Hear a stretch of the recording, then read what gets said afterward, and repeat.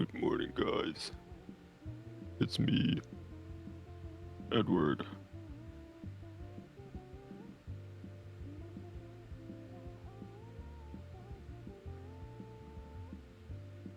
Dude, I just all right, listen guys, real talk. Um I just went to grab food. So I just messaged Ed. I was like, he's playing OC right now. It's fine.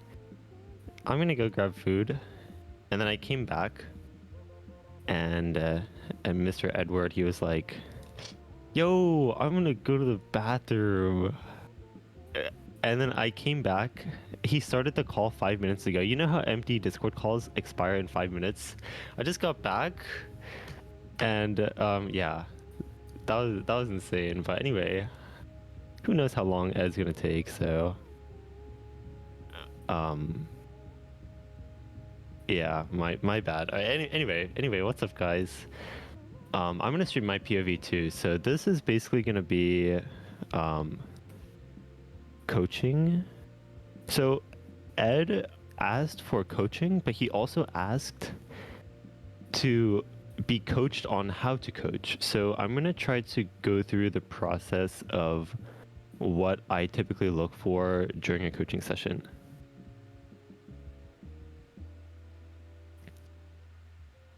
Fighting for his life in the bathroom.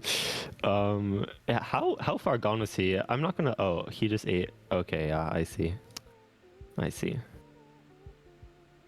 Is there OSU uni command? Oh shoot. Oh shoot. Oh Edward. Oh, this guy. All right. Well.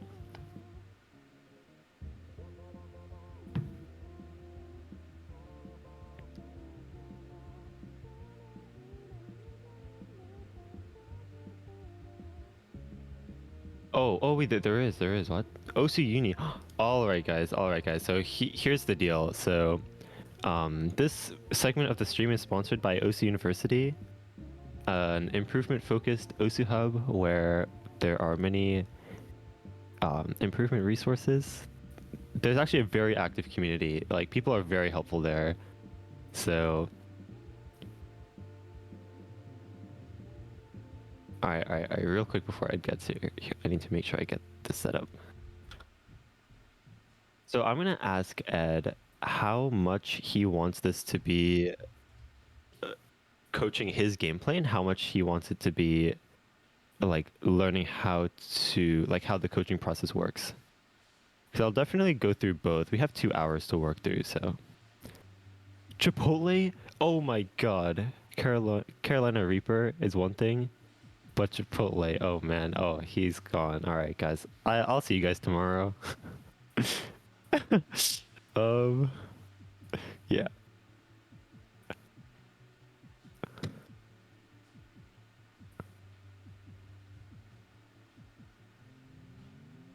What can he be coached on?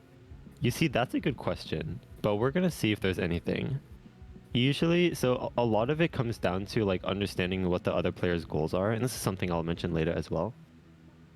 But, um, yeah. So just for example, during coaching sessions, like let's say you are really bad at hidden.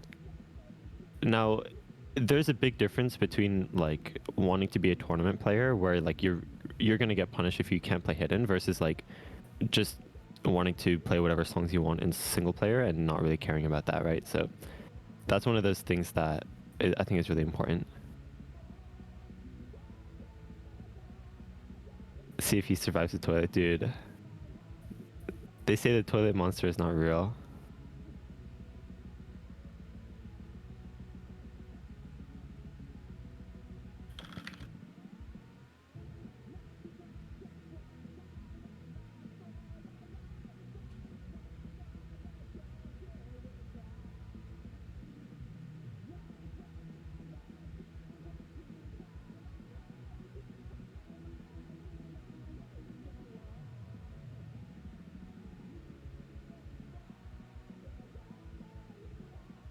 Okay, so my POV is gonna be the more like simplified overlay recording type version of this.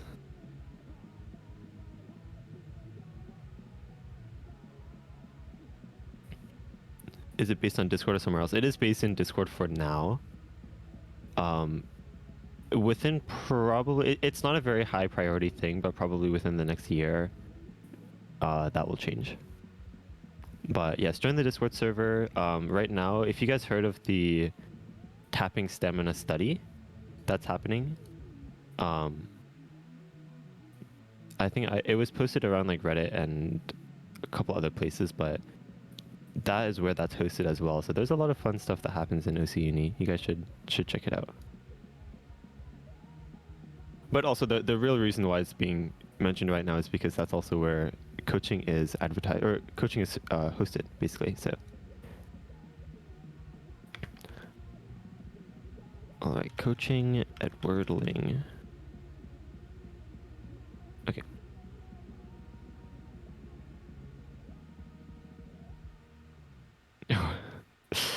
His heart rate is. I think he's FCing, guys.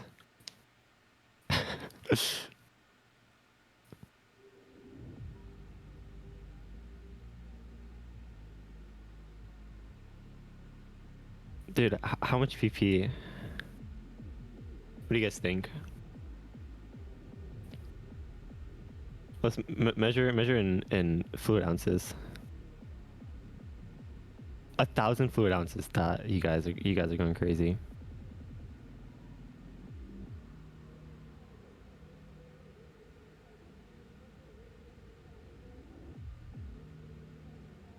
Do you guys know the map Justice Monster? This is like the sequel to Justice Monster.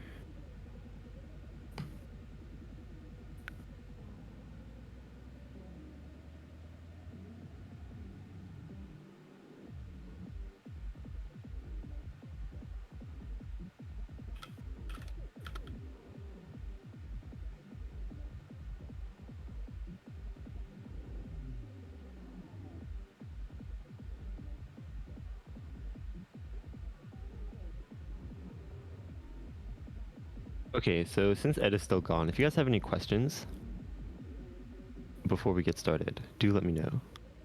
I will be sitting here.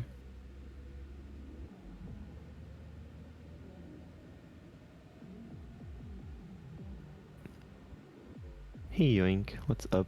When am I passing Edward? Dude, guys, listen. You guys are not prepared. That's all I'll say. How to aim? Oh, you should watch it. You should watch OCPHD. How's my day? Pretty good. I actually just woke up. So, you know. What did I think of Isle of Dogs? It was pretty cool. I'm not fully adapted to that, I guess, animation style, but I think the concept is pretty cool. Do I have any pets? Yes, I have 2 cats. Except I don't interact with them that much. Rush Hour? I don't think so. I've not. Wordle. Oh, I actually have not been doing Wordle the last few days. I think it's doomed for me. Good mappers for practicing speed. That's a good question. I think I would just use OC Trainer if I were you. Top 10 American 4 digits. Oh my god, I do not keep up with 4 digits anymore. Oh, what's going on? Oh, hey Habib. Hey man. Hey man. How's it going, man? Yeah, I apologize for the delay. Thank you for making time for this. You know, it's nature's calling. Greetings. What's Okay. up? Yeah, I ate a very spicy beef jerky, and I'm now suffering the consequences. People told me you also had Chipotle. Yeah, so I had Chipotle yesterday because I thought it would be a healthy option. I think it's healthy for my body and terrible for my ass. Correct. Good morning. That's pretty much it. Okay. Anyways, I'm down to get started if you are. Yeah, so I'm trying to think. Are you looking more for coaching on your gameplay or coaching on how to be a coach yourself, or kind of both? Only the first part. I have no interest in trying to become a professional coach. Okay. Yes. Also, I just want to say your microphone sounds like extra crisp. Did you get like a new mic or something? No, I did not. Dude, how? Okay, well that's good, I guess. um, Anyways, sure, yeah. So it's primarily just about of like, okay, from the perspective of like a top player coaching another top player, how like I'm curious because I'm from your perspective, you probably have a lot of experience talking with maybe like I don't know 3, 4, 5 digits, but like I don't know, right. I'm assuming it's pretty rare that you get another top 100 individual in your DMs, right? Yeah, this I will do my best, but I think a big thing about OSU is, or like improvement, is that there's more general principles that you can usually apply, like no Yep. matter how good you are.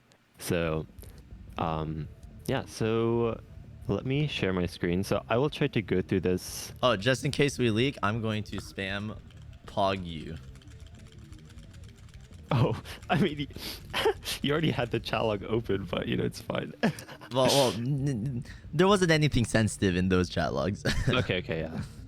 All right, there All you right. go. So I'm going to share my screen. Sure. So this is. Good morning. Let me Feeling grab your OSU lighter? profile. So Yep. this is my trusty notepad file. So typically when people sign up, we ask them for like a little description of what they want to focus on. Sure. So do you have anything like that in mind? Yes. So, the biggest thing that I'm looking to get down is a complete roadmap because I don't believe this is a problem that I can solve overnight, right? A complete roadmap on how to make myself more consistent. As a content creator, I feel like the ideal practice regimen is a bit difficult for me to lock down, primarily because I have to focus on creating content as well as like good gameplay, right? As a result of Okay. that, I find myself in situations where I can't always focus on improving, challenging myself, etc., etc. I take like a lot of requests, and sometimes I'll go on like long periods of time where I just play like easy stuff, right? And sometimes I Right. feel like that makes me worse at the game in a way. So I feel myself not being able to reliably play well. Like it's not even just like we're not talking about pop-offs where I set scores. That still happens once in a blue moon. And correct me Right. if I'm wrong. I feel like that's really just like depending on circumstances of like your emotional state, how you're feeling physically, and just like other outside factors that contributes to that. But I'm talking about the fundamental baseline performance of you wake up, you just feel like playing some Osu, and you're that sort of baseline performance. I feel like that baseline performance for me is all over the place.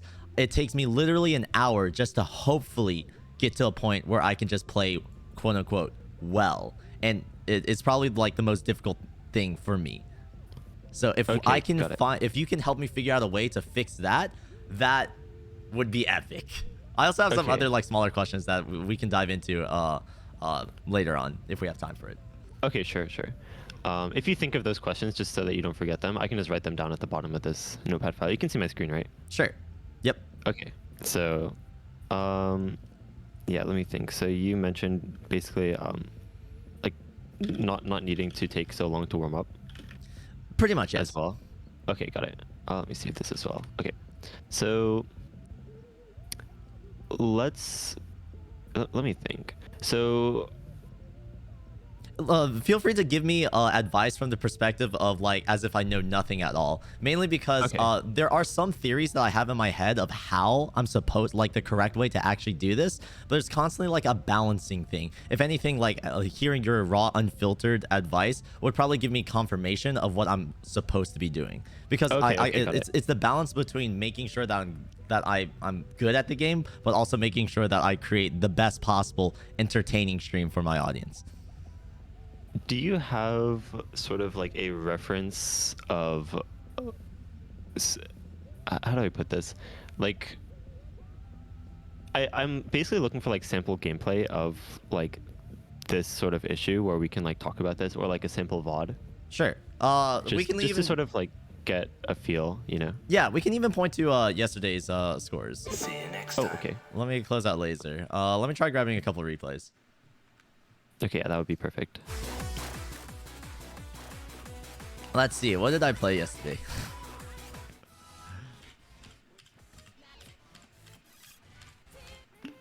I do remember yesterday was like an absolute like pretty awesome pop off, but I need to find which maps did I pop off on. This was pretty good. This was the Deceit play, which was just amazing accuracy. I was playing Raise My Sword with Hidden Hard Rock, and for some reason everything just felt like perfect, but I don't know if I have replays of that. Give me just one moment. Okay, sure. So I'll try to gather my thoughts in the meantime.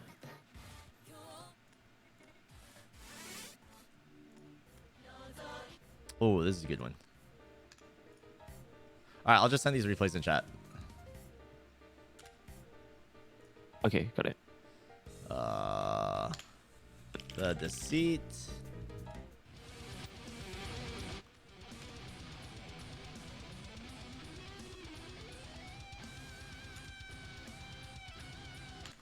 Your HHR plays on BTMC Live? Oh, that's perfect.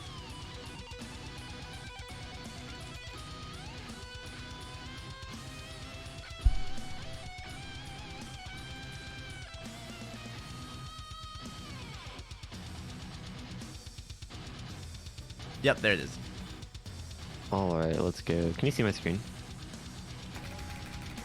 I can hear it, so I'm assuming yes. Okay. 1 second. So these are examples of like good things that have happened, right? But Okay, I got it. also remember that same day I just started playing like absolute shit. Like I went to wash my hands or something, and then I started playing like doo-doo. Oh, I see. Is it cold right now? No. Okay. I My like PC eating is at like these days. my PC is right next to my desk, and it's like an oven. Oh, I see. A volcano. Yeah. Okay, so what have your experiences been with like focusing on improvement and making content creation kind of at the same time? Okay, if I feel myself popping off, I 100% focus on just like optimizing for like the best performance. It's a Right. combination of both like how much of myself do I put into my content. If I know that my gameplay is going to carry me, I'll just focus on that because I feel like that's like the primary focus that people ideally want to see.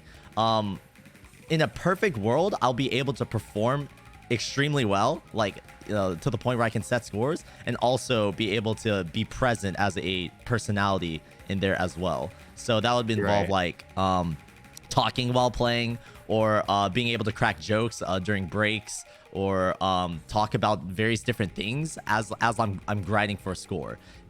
Currently, if I'm absolutely popping off, which is what happened when I set like these 3 scores, I was completely silent. I basically completely ignored my chat because and this was also during like peak viewerships as well, because like everyone knew I was popping off, right? I think I peaked at like 4,000 viewers or some shit. It was insane. Oh, wow. But the moment that like when I start to see my performance start to fall off, I guess that's when I start like making up for it with like content creation. That's when I'll like be mindful of trying to like, okay, I've been retrying this map for like, I don't know, 10 times, and I haven't gotten a decent run. Wow, this sucks dick, etc., right? Right. So it's sort of like a balance based off of how I'm performing. But it's performance focused first. Okay, so like ideally, like that's basically your backup plan is to sort of Yes, if I am let's not start playing making well, jokes. I resort to just being a better, like, more entertaining as a person. But if I am performing well, I don't try at all, because being entertaining as a person is hard. Okay, got it. It just feels so random for me because, well, sometimes it feels random. It's almost counterintuitive because I feel like the times that I do pop off, I don't focus on trying to be good. But it's that thing of like, I want to be good, but me wanting to be good is making me worse. Okay, I don't know. I see. It's weird. I think. Okay, let me think. Okay, Like- I have like a lot of sort of scattered thoughts. Yeah. So Like one example is sometimes I will go use the bathroom, come back, and I pop off. But other times when I'm popping off, I'll go use the bathroom and I play like shit. Like nothing. I don't get it. And the only thing that I sometimes feel like points to a problem is if I'm mindful of, I'm sitting down, okay, I hope my aim is good, or okay, let's see if my aim is still good. And sometimes I'll like flip it. But oftentimes, if I sit down and I don't think whether or not I'm gonna play good, usually it's pretty good. Yeah, I think this is probably something that anyone can agree with. Like, if you're thinking almost more consciously about your gameplay, then it's gonna make you, even if you're playing around the same, it's gonna feel a lot more awkward. Like, if you've ever played in a tournament and you're like, oh man, I hope I don't mess this up. You know, I played so well in practice, right? Mm-hmm. That's the sort of thing. I think. Oh man, you really hit those streams, huh? Let's go. Oh, match gang. Let's go. Yeah, I think I'm sure you've experienced like thinking consciously about your gameplay and how that can actually turn against you. There's this term called automaticity. Is that something you've heard of? It's Basically like the flow state. Yeah. It's kind of like flow state. Like if you're not thinking consciously about what you're doing, then it's a lot easier to just sort of like let your unconscious mind just like go God mode. Yes, I've noticed that. But what I'm trying to figure out, and and feel free to interject if you don't believe this, but my belief is that if I can develop a sort of system to make like know when to pop off and know when to like relax and enter that automaticulous state, being able to know and have confidence that I can pop off or like be good at the game whenever I want to, that is what I'm trying to achieve. Because that'll give me the flexibility to basically like create even better content, if that makes sense. Like there's this one video, Chompy, if you're here in chat, if you can find it, it was when I was playing Sky of Twilight, and its winner was like, this section was really hard, so I made the hardest stream even harder, and I FC'd it 3 times in a row. Right? Like something like that. That I feel like that sort of content is, we'll find the clip and I'll get it sent over to you. But that sort of clippable moment or that sort of content live, I feel like is awesome. And if it's something I can lock down, it'll set me apart even further as a better Osu streamer. Right. I have a question. Sure. When you are like in the middle of like a sort of God mode run, Yeah. Does it come to, okay, 2 questions. One, like, does it come to mind like, oh, this is definitely clippable, and then like, does that distract you from your gameplay? Maybe after the fact. Okay. If I know I'm actually in a good run, I try my best to not think about it. So once I think about like, oh shit, this is an insane run, absolutely insane, like God module run, then I like purposefully don't think about it. Okay, that's good. Oh, what is this clip that you sent for? Holy shit, pancakes! Thank you very much. Oh my god. Okay, so I assume this clip was this run was fine until like you missed. Well, this isn't I view this map as like it shouldn't be too difficult, but this is one of those maps that where I felt my aim was not right. Okay. Like this was during the same day as like when I set those other scores, but like it didn't feel like when I sat down and I played this map, like I was trying to like keep my aim accurate, right? It did not feel the same. Was this after playing with Ruby? Playing with Ruby, yes. Okay. This was like towards the end of the day, I guess. Okay, got it. Pancakes. So are you familiar? Thank you so much, man. I'm with, sorry, I have to focus on this, man. I mean, but I'm sure you're familiar with like speedrunners live streams, right? Yes. I feel like there's a lot of parallels with like streaming Osu and streaming speedrunning. Because like really, what is the goal of a speedrunning live stream, right? Is to, you know, be playing as best as possible, you know, nail all the tricks. Yes. You know, discover new strats. So actually, I don't watch speedrunners that often, so I'm gonna ask your chat, like, how do speedrunners manage like practicing stuff? Like, do they usually practice on stream?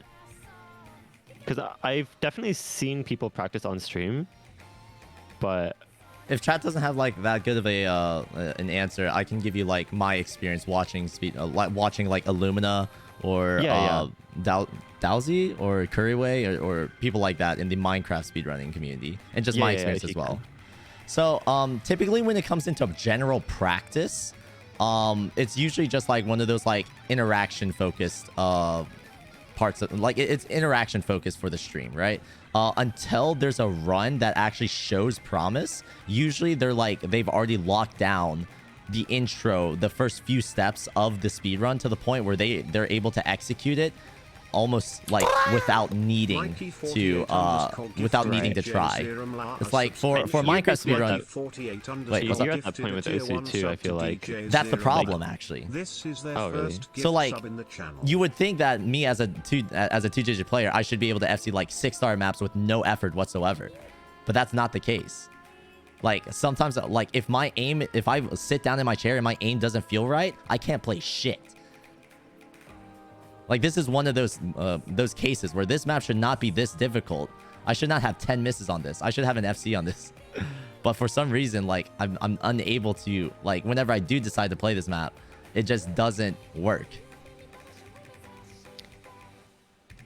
Let me think.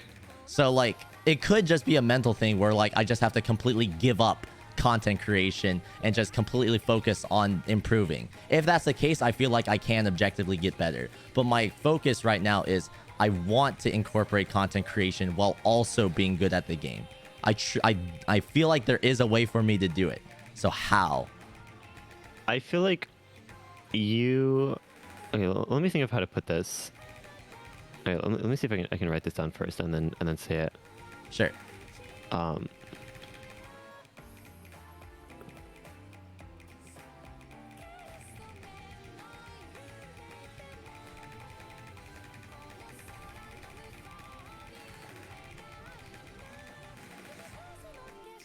Okay, give me 1 sec. I know how to put this. I just need to make sure I write it down first. Yeah, no problem.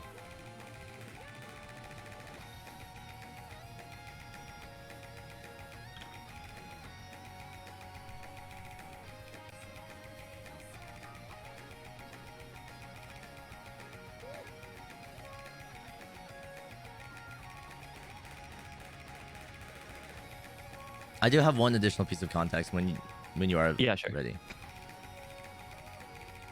Yeah, you can let me know. Yeah, so one thing I do want to mention is that I know I have the ability to pop off whenever I want to. Right. I have that ability. I just need to find a way to actually do it. The reason why I believe that is because I can literally... So I recently came back from Katsucon. That was like a week break, right? Right. So upon coming back from Katsucon, I wondered, okay, do I still have like the same level of skill, right?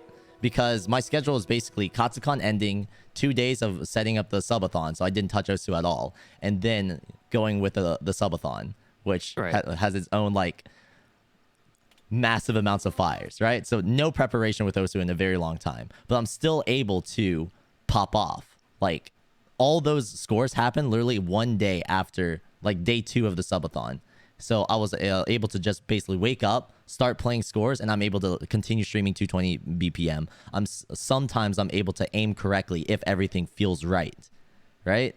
So Okay, I know see. it's not like I don't believe it is a lack of muscle memory or forgetting how to play. It's like it's still there. I just need to have everything configured, I guess, like both in my brain and like physically on my desk, because sometimes like when my aim is having issues, I'll be like moving it around trying to find the most comfortable position for it. Because when my aim feels comfortable, when I can feel that confidence knowing that like, okay, I moved my cursor to the left and it moved where I expected it to be, boom, we're ready to set scores, right? It's just sometimes when I start playing songs, the entire warm-up period of like 1, 2, sometimes even the entire stream of me is literally just me trying to find that confidence of like, okay, I moved my cursor and it actually went where I expected it to be, or I played a pattern and it actually like played correctly. Oftentimes, if that's not the case, I have what I do, and this is for the purpose of saving the content for the stream, or at least trying my best so I don't play like absolute shit and make a fool of myself. I will try to force myself to even though like my hand doesn't feel like it's in the optimal position, I'll try to continue playing the song knowing that my hands aren't exactly in the right place. So like my grip, I know how to play Osu in like a bunch of different grips, with my hand all the way at the bottom of the pen, the top at my tablet at different angles. If it's offset, if I move all of my peripherals to the left or to the right, so like sometimes my wrist will be like angled to the right or to the left. Like there's a bunch of things that I've adapted to kind of get better for a worst case scenario where I can't lock down my aim. But but my goal is to lock down my aim perfectly every single time I start playing Osu. That way I'll be able to play well and ensure that if there's an opportunity where everything is right and I start popping off to set scores, that those situations can happen more often. So this all this experimentation happens on stream as well, right? Yes. So people will literally see me like if I'm showing my hand cam, I will literally Right. take my keyboard in my tablet and move it to the left, and I'll be like, all right, let's see how this feels. Okay, so it sounds, you mentioned consistency, but more specifically, it sounds like it's like day-to-day aim consistency, Yes. right? Okay, got it. Day to day and also during the day as well. Because sometimes like Okay. I'll be popping off, then I leave and come back, and then I'm not popping off. So like maybe Okay, got it. so sometimes I've even wondered, maybe it's the position of my chair. Maybe my chair is too far to the left or to the right or forward or back or Yeah, that makes a big difference. If you like, obviously where you're sitting depends on where your tablet should be. Exactly. Or vice versa. Right. Okay, so something I wanted to mention about when you said like focusing on gameplay versus personality with content creation. Yes. And I think this largely comes down to like focusing on it consciously. So basically there's two dimensions to focusing on content creation, right? There's the gameplay aspect and the personality aspect. Yeah. And focusing on gameplay consciously is going to make things worse. I think there's pretty extensive results to back that up, back up that claim. That if you're focusing very consciously on like, oh, I really need to make sure, like trying to babysit your aiming ability so that it does the right thing usually backfires, if that makes sense.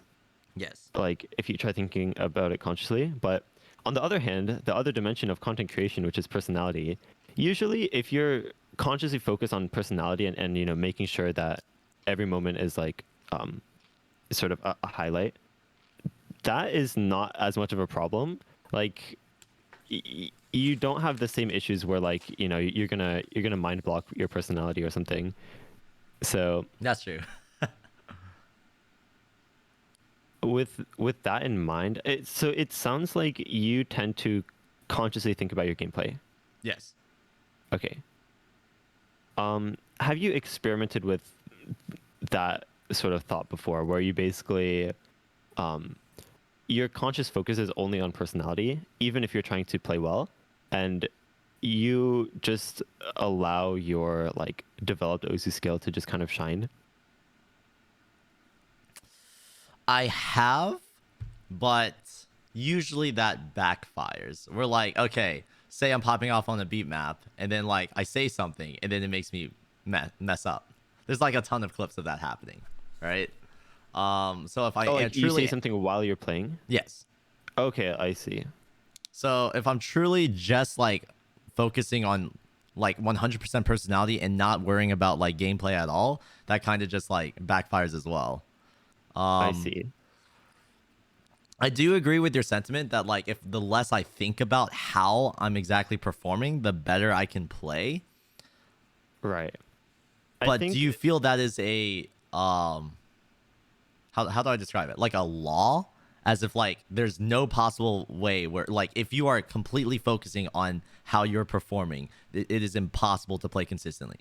Like is that like a law, do you believe? Because my entire me going on this journey for so long trying to figure this out is under the belief that there is a way for me to consciously be like, all right, today I feel like actually like popping off and setting a score. Because it's one of those situations where it's like, okay, people want to see me set a score. And so maybe I want to be like, okay, people are hyped to see me set this score. I'm going to play and set it on this day. I can't do that unless I have that sort of confidence in my aiming ability to do it, right? Right. So it's like everyone's like, oh, Yomiuri FC win. Dude, okay, imagine getting 1,000 PP on the end of the year. I've tried those. But every single time when it comes down to it, I fail in the worst way possible. Like the moment it really comes down to like that day where I'm supposed to perform, I play the absolute worst. So do you feel like that sort of idea is something that I should just give up with? I think the idea of playing with the intent of it being a pop-off day is the same as uploading a video and banking on it being 1 out of 10, you know? Which, like in the YouTube dashboard, it shows like the last 10 videos and their performance. But I disagree with that sentiment. Well, okay, I see what you're trying to say. There's like a randomness factor to it. There will always be a randomness factor. But for that analogy, using the same analogy, there are factors that you can almost guarantee. Maybe not like 100%, but almost like there are things that you can do to manipulate the way that the video performs. I mean, yeah, for sure. Like proven factors. So I'm trying to basically find those factors with my aim on how to reliably make myself perform well. So do you feel like that doesn't exist? Because I feel like if it does exist and if I can figure that out, or if you can help me figure that out, or make me realize that I'm on like that this is all pointless and hopeless. The idea is that if I can lock this down, I will literally be the best Osu player and the best Osu content creator known to man, and no one else will ever be able to overtop it. Right. So I think it's as possible as like I'm very much comparing it to making like how do I put this? Like making something with like under the assumption that or like with the goal in mind that it's gonna go viral. That usually like let's say you're making a game, for example, and you're like okay, I guess this is not a good analogy. I was gonna say writing a book, but wrong audience. I read books. Oh, okay, let's go. Yeah, so let's say a lot. right. So let's say you're writing a book and you're like, okay, I want this book to be, a bestseller and like everyone's gonna read it. Then, I think what I'm trying to get at is there's a lot of authenticity that I think is really important, and just how do I put this? Trying to do almost like what's true to like not trying to force anything. I think if you try forcing things, I think this probably sounds like very surface level advice, but obviously trying to force a certain outcome usually does not result in that, especially so there are definitely factors that can be controlled for performance, and I think if this is something you want to explore more, I would definitely suggest finding like sports psychology audiobooks, because those have a lot of Do you have any recommendations? I don't, but I do know that when we met up in LA, when Vaxay was there, I think, what was it?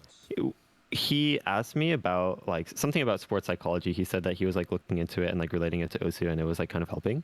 So I feel like those principles, because sports psychology, or really just sports, competitive sports in general, is all about that idea of, game day, you really have to be playing your best, and like no matter what, there's like sometimes millions of people watching you, right? And you need to be playing your best, and they definitely have it figured out a lot more than the OC community does. So I think that is your best bet for like a lot of like good advice, in my opinion. But Okay. Yeah. Any questions so far? I see I definitely understand the idea that you're hinting at. What I'm looking for now is like, I guess, clarification. So I like that analogy that you mentioned of like authenticity. because authenticity is a sort of like idea that doesn't have any concrete values associated with it, right? Right. To create analogies with Osu and YouTube, I guess, like there's miscounts, or there's performance points, measurable things that you can see within the game to gauge your performance with, right? Right. With YouTube videos, there's click-through rate, there's watch Right. time, Analytics. yes, the various different analytics that you can look at, which by keeping them in mind, you can use them to craft a video that is better, more likely to make a video perform better, right? And that's Right. that's that sort of idea that I'm trying to get across. We're like, similar to how in YouTube, if you ensure that you have a thumbnail that is clickable, that grabs your attention, that maybe implements some sort of question in the viewer's mind, that prompts them to sort of click on the video, that increases the click-through rate. If you have a video where in the current meta is faster pacing, faster pace editing, less like having the camera Downtime, switch basically. perspectives a lot to keep the viewer engaged, questions, a storyline, developments in the video, and then Plot having twists. twists and stuff like that helps with watch time, making sure the viewer's Right. engaged and won't click off. And when the click through rate and the watch time, and then various different engagements, prompting people to comment, or giving people an incentive to comment on the video or like a video, etc., that makes a video much more likely to perform, right? Right. So I believe that what I'm trying to avoid, what I don't believe, is that, from what I'm hearing of just I dislike this. I don't think you're trying to make this sort of idea, but the idea I'm trying to avoid is that, just upload a random video and hope that it pops off. Oh, no, no, no. Right? Yeah, exactly. So I'm trying to avoid that with Osu. So what are Right. the key things I can keep in mind to maybe not have that sort of expectation that I will 100% FC this map, right? But what are ways that I can, what are things that I can incorporate with my gameplay to ensure that I give myself the highest likelihood to pop off? Okay, I see. So what is the watch time of Osu? What is the click-through rate of Osu? What is the Oh. engagements of Osu? So in my experience, and this is usually what I try to tell people, that like day-to-day consistency on Osu is heavily dependent on day-to-day consistency in like your routine, or like having a sort of balanced sleep schedule where sort of your body is very sort of stable almost. That like usually creates a much more reliable environment for you to perform the same way day to day. So is that something you've experienced as well? That aligns with what I've seen in the past. In the times that I do remember where I do pop off, it's usually during a time where I play Osu for almost like 14 hours straight for a week, which in itself is a routine. Maybe not the healthiest one, but Right. it's a routine. Right. Yeah, I remember. I think you mentioned that like you would do that for like a week, and then you'd have to take a couple days off, obviously, and then when you come back, you sort of start the cycle again Yeah, of like needing to de-rest. there was like a sort of routine as of recent that was because my stream schedule is every day outside of Tuesdays and Wednesdays. Thursday, when I start my stream, I play the worst. Friday I start to get better. Saturday and Sunday are kind of like whatever days, and then Monday is the day that I usually pop off on, and then Tuesdays and Wednesdays I take off, and then the cycle repeats. Okay, I see. So like I've seen that sort of routine happen before. It's even become like a sort of meme in my channel of like the Monday is the day that scores get set, or the Monday score day, or something like that. Oh, I see.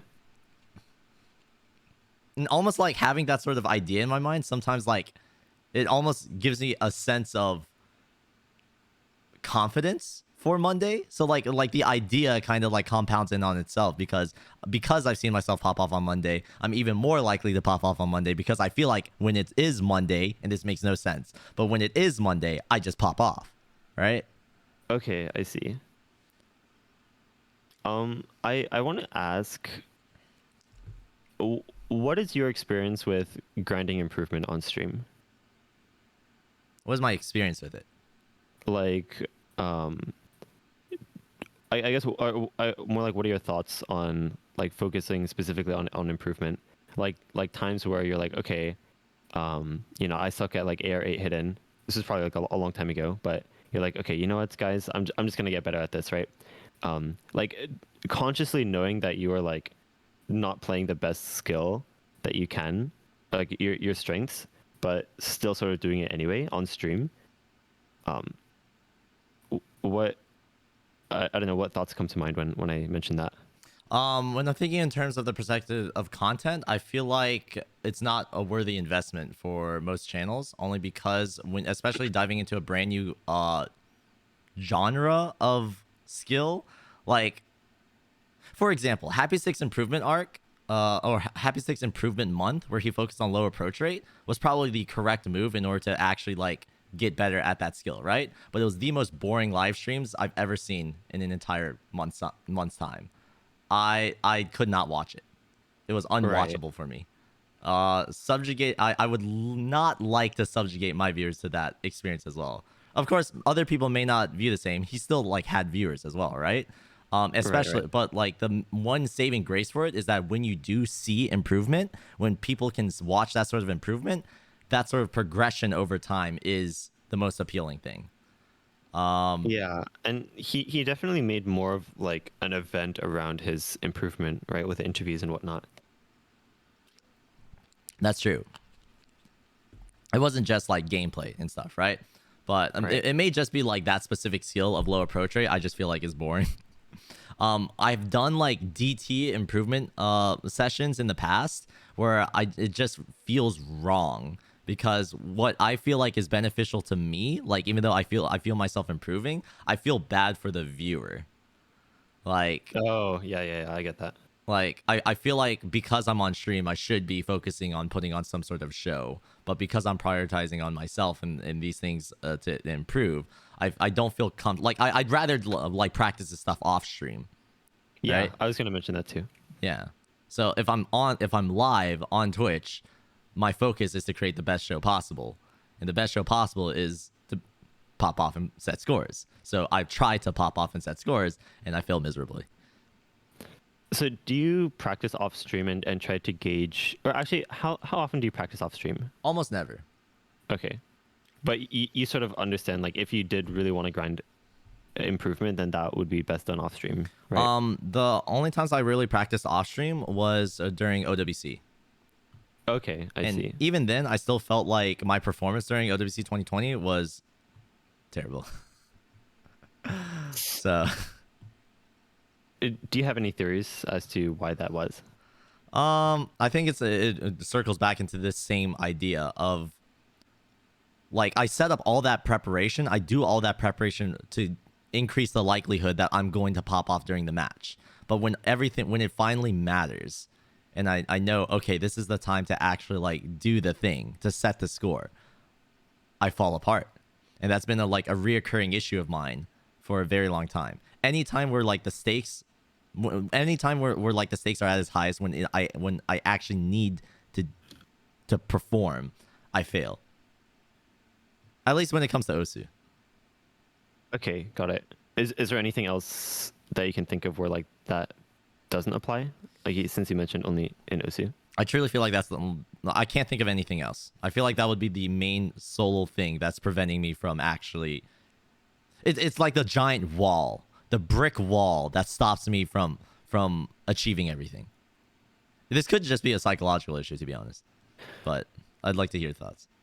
So this happens in situations that you feel are high stakes, right? Yes. And then also, okay, so I have this formula written down. Higher stakes plus higher expectation of performance leads to lower actual performance. Does that does that sound right for your situation? Yes. Okay. So, and both of these, if you think about it, both like whether or not there's high stakes involved, um, obviously there's some sort of like there's some way to objectify that, like if there's like truly high stakes on something, but for the most part, these are both very psychological things, both like the stakes of a situation and your expectation of your performance. Yes. Have you found that if the situation is high stakes but you have low expectations, then you actually do a little better? Yes. Well, yes. Okay. And have you found that when you have a high expectation of performance, but there's lower stakes, then you also perform better? Hi. Wait, what was that? Like higher, like you expect yourself to perform well, but there's no stakes involved. Like, do you perform better then? I'm sorry. Could you repeat that? You're saying it, and then like it goes into my mind. I think about it. I'm like, wait, what am I thinking about again? Okay, the wording here is very strange. No, no, no. So, The wording is fine actually. I'm just forgetting. oh, okay. So, Just say the so exact we same have, thing that you said. okay, so when you have a high expectation to perform well, Uh huh. but then there's lower stakes in that situation than like some other situations, like relatively low stakes, do you feel like you perform better than when there's higher stakes? I believe so. So like when I'm trying to like mimic what type of scenario would look like that, right? So high Right. expectation performance. So I guess like a scenario where that would occur was like yesterday, where I see myself performing well, so I'm expecting myself to continue performing well, right? So I Right. continue playing. The low stakes, I mean, I could just be playing a map I don't really give a shit about. Maybe some Right. dude If it's like sends me like a just a, request, right? right. And I then think if it's just a day-to-day session. yeah, Okay. then usually I guess like if I already see myself performing well, then I already expect myself to perform well already. But like when I come onto the stream, like I do have this expectation that I am going to perform well, but usually at the start I play like absolute doo doo. Like I don't even remember how to hold my pen. like Uh, the overall grip that I use is the same, right? But like there's so many little tiny knickknacks that alter the way that I aim, and I'm showing this on stream. But oh, let me see. that Oh there's shoot, I like opened the wrong tab. Cool. the ideal way that I aim is like I figured that the most ideal way that I aim is when I completely rely on flow aim as the priority, and then snap aim as the second priority, right? And usually that results in my hand getting into a position where it's almost like this, where like it's like tilted to the side, where my wrist is tilted Oh, like this, and that uh-huh. primarily focus puts the focus of horizontal aim with my wrist. Like my fingers do not move at all when I do horizontal aim, and my vertical aim is only with my fingers. So like a Okay. combination of the two is usually how I play space streams, right? But usually this results in it being more difficult for jumps. Oftentimes I found myself when I play like other maps, if I start a stream and I warm up by playing jump maps, my aim gets into a perspective of something like this, where it's less like this, it's more like this. So in that way, it puts more of a priority on using my fingers to move my cursor even horizontally as well. So Oh, like my so wrist almost never moves. on for jump aim, right? For Like when you warm jumping, up with yes. jumps. So like this has Okay. resulted in me like sometimes being it's more likely for me to hit like jumps, but it makes me extremely inconsistent and sometimes sets up like bad habits and stuff. But it's like it's Okay. one of those things where like if I wake up and I get onto my stream, I want to be able to know that I'm in this position and I'm doing all of this like mechanical movement correctly from the start. But for some reason when I'm doing that, it just doesn't, maybe it doesn't feel right at the start, maybe I have to adjust something, but it doesn't connect. Okay, so it sounds like your normal grip is not good for jumps, but then your jump grip is not good for other stuff. I think the grip I use to play like the maps I usually do, like I feel like that grip is good enough to play any sort of map. I just need to get better, right? But the other grips that I've developed, so there's like me holding my pen at a lower, at like much lower, much higher, at a higher angle, a lower angle, a tilt, no tilt, um, up, down, etc., etc. All this stuff has been to compensate because I wasn't performing well. If I could just sit down, put my hands on my tablet, and play and know like, okay, this feels right, or okay, I feel something is off, but I can compensate for it in my head, right? If I can make all that stuff and actually just play well and not have to resort to these sort of other external things, like that would be the perfect scenario. But to circle back around to the initial discussion of like the expectation thing, like Right. I feel like every single day I come in, I have the expectation that I'm going to perform well, or that Like I from the should get-go. perform well at least. Okay. Right. I see. But then like whether or not I perform well or not is is like a coin flip, with like a coin flip where the coin has to land on its side. I see.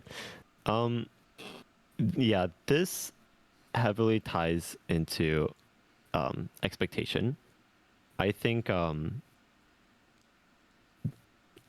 there was wording I had earlier. It might come back to me, but um, basically, you seem to always get on with like an expectation to perform. Mm-hmm. Do you also always get on with an expectation to be entertaining, personality wise?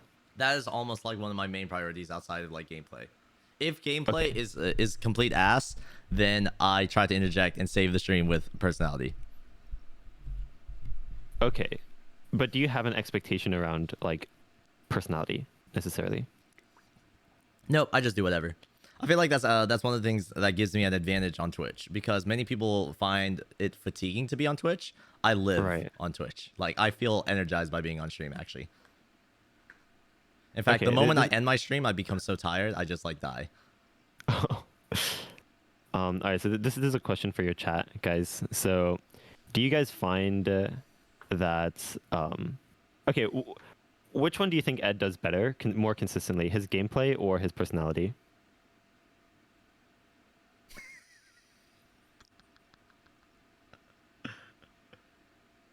If you said both or gameplay, bruh, you must be new to the channel. Welcome.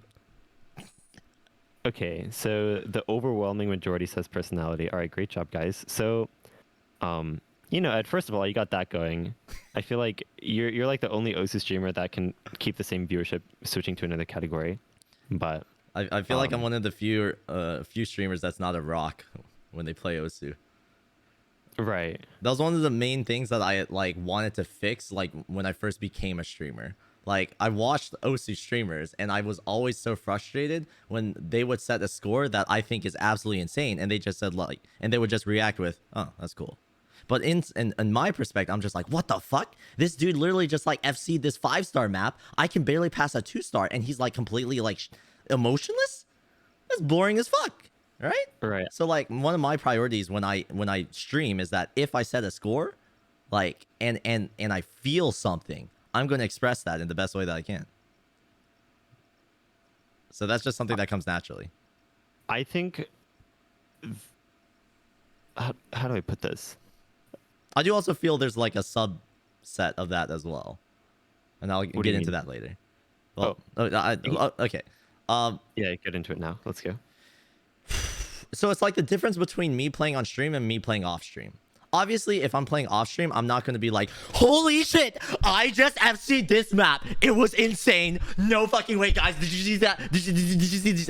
You know what I'm saying? Right. Obviously, I'm not going to do that. Like, it's sort of like internal feelings. Just the way that I express it is differently, right? Right. So it comes from the heart. It's just expressed in different ways, right? I see. But if like, so I do feel like if I were to completely shut off like the personality side of myself, yes, I could. I could probably perform better. I just wouldn't. I would not be able to make that compromise for my stream. If given the choice between either being completely like a rock in order to become the absolute best, or becoming like a personality and like completely giving up on gameplay, I would probably choose personality. Like, right. Okay. I can't stand watching boring Osu gameplay, or just good gameplay. It's why like the top players don't even interest me that much anymore, because like it's Right. not cool. Like without the person being there to be like, oh my god, I can't believe I actually just set this score. Like for Emrek, he sets like a 5-1 KPP plays and it's nothing for him. Like Right. I admire that, but that's boring as fuck. I don't really give a shit. Like I mean, like I you respect feel the that way. player, but I don't give a shit. I think you feel that way with like 600 PP scores, right, or 500s, right? I feel that way for any single person where I don't know you. Like if you are a person that I've met that I know that is a cool person, which it's weird to use Emmerich as an example for this because he's on both sides of the coin, right? I do think he's Right. a cool person, but like a lot of his scores that he sets, it feels like he doesn't. It feels like it's just another day for him. It's not any sort of monumental achievement. It's just another day, another 1,000 PP. But if like one of my Right. personal friends of mine, he's just started Osu and he got his first 200 PP score and he's fucking ecstatic. Damn right, dude. That's fucking sick. Right. I care more But about that than like than new top play or some shit. how about like in your own scores, like when you get maybe like a 500 or something that's like, you know, it's like Depends on the score. So like there's a lot of scores that I think are not weighed. Like they're not weighed a lot, but like because I know because I feel like the score is cracked, I'm excited, right? Like playing with Ruby, most people probably don't give a shit about that. But I give a Right. shit because that was the first time I Right. comboed past like a certain section. I was like, holy shit, dude, I've never held a combo this high, right? Right. So I don't know. The subsection that I was talking about is the fact that like this personality thing is something that is like able to be turned off in a way, right? I can become a rock. I don't have to be Okay. a personality, but Right. I refuse to turn it off because I have fun with that, right? Right. I find Okay. that more That fun makes- than playing the game. Okay. The game is only an enabler, and I a see. means of enabling my personality. Right. So let me think. I was gonna ask. So do you find that sometimes like your chat will go crazy over a score that is like really insignificant in your mind? Yes. Okay. And what do you find yourself doing in that situation?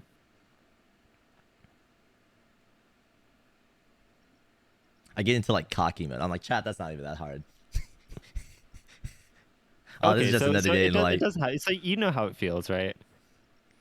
Well, It it's does also that happen also sometimes. kind of plays into the personality sort of thing where it's like I'm basically playing the role of like a cocky bitch who's like, yeah, I'm so Right. fucking good. This is nothing. Yeah. Okay. Deep down I see. inside, I do know that I'm like popping off and like cracked and all this other shit. But Okay, well, right. like the true feelings actually, at least within myself, is that like when I do set scores that I feel like are like not they're average, but my chat is popping off. Like I do know deep down inside, I could have like I could have done better. Like when I play like one of those fort maps or Natu maps, and Yeah, people yeah, see yeah. me playing extremely space streams, and I'm like nailing them and shit, and sometimes I miss, and people are like, "What the fuck, dude? Wait, how?" And all this other stuff. I just see all the misses. I'm like, "Oh fuck! If I just did this, I could have played better." Etc. Etc. Right. Etc. Right? But like, I also know that sort of perspective is boring as fuck for a viewer, so I don't say that. Right, but it's still sort of there. I mean, I Yes. think that's very Fundamentally, natural, it's there. obviously. Right. It's a lot easier for you to focus on your weaknesses than other people focus on your strengths. Yes. So I think the biggest lead here is your mentality towards gameplay. Like your mentality towards personality is perfect, right? And then your mentality towards gameplay has too much of like an expectation beforehand. So when you have expectations, okay, like here, how do I put this? Like having versus not having expectations. Like Are you sharing your hold on, screen? let me. No, no, I'm not. But let me just write this down. Sure. So I'll send you this text file afterwards. Just as sort of like a bullet list of thoughts that Sure. I've been noting down. But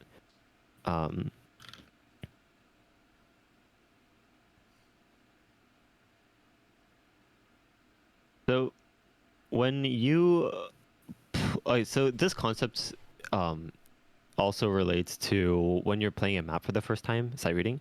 Mm-hmm. Your first run on a map actually determines like your expectation for that map, and then that expectation determines future runs. So Yep. yeah, does that kind of make sense? Yes. Because your first run, you're not playing off of any expectation usually. Like let's say you just don't know this map, right?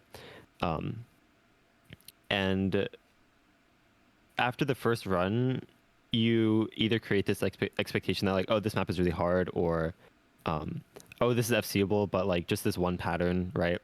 And then every future time you play that map, there's this sort of cycle in your head of like, oh, just that one pattern that I hit and then I can FC, right? Yep. And then the rest of it is easy, right? That sort of expectation, e- consecutive runs of that same map will go from playing the map without expectation, and it comes a lot more from almost within you, as opposed to future runs will become needing to live up to those expectations basically. And if you guys don't know, that is the leading cause of mind block. So that is basically what mind block is well, in reality, mind block is playing off of memory and not reading the map anymore. But still, I think there's a big expectation aspect to mind block as well. So So I guess my question would be, how do I play with expectations? Or how can I perform while having expectations? um, is there a reason why you're trying to hold on to these expectations? Because it's good content. But do you have expectations for your personality? Uh, Not really.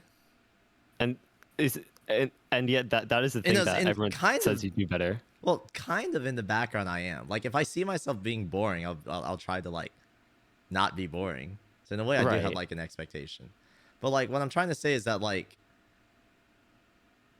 it's all about content, right? So Right. in the reason why I'm grinding a score is for like, yes, there is an expectation. Yes, there are hurdles, but then I want to be able to like break those hurdles and stuff. So like ideally, how would I go about like How are you? coping with expectations, navigating it through it? Because it's about the journey, right? Yes. That is something I was going to mention as well. That expectation, like focusing on expectations, is very similar to focusing on the result. I'm sure that's something you've heard of before. You know, focusing on the result versus the process, sort of thing. Yes. So, I think because your expectations are very much about the result of what you're doing, right, in your gameplay. I feel like Mm-hmm. so. Do you sort of see where I'm coming at here? Yes. But it's like basically in direct contention with, well, it's in direct contention with the opposite with the, it's like it's kind of like a scale. There's a content creation to performance scale. Right. In this sort of idea, there's like one or the other, or how much are you willing to give up for the other, right? But my objective is to have both. My belief is that there's a way to have both. So how? I think that Do you feel like that's possible to have both? yeah, yes, 100%. Are you saying that just to say that, or do you truly No, believe it? I think there is definitely a way, and your expectations is actually what's getting in the way, not like whether or not it's possible.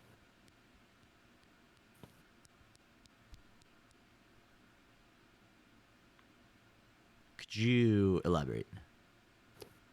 So, you, let me think of how to put this. Because You- already I'm kind of like slightly excited. On one hand, I was I was thinking, like, okay, if Habib confirms that it's one or the other, then the answer is obvious. Okay, Then yeah, I'll I have at see. least like some sort of direction. But if you truly believe that content creation and performance is something that can happen on a reliable scale, then Right. like that's my belief as well. That's what I'm trying to aim towards. If you can help me achieve that, that would be the goal.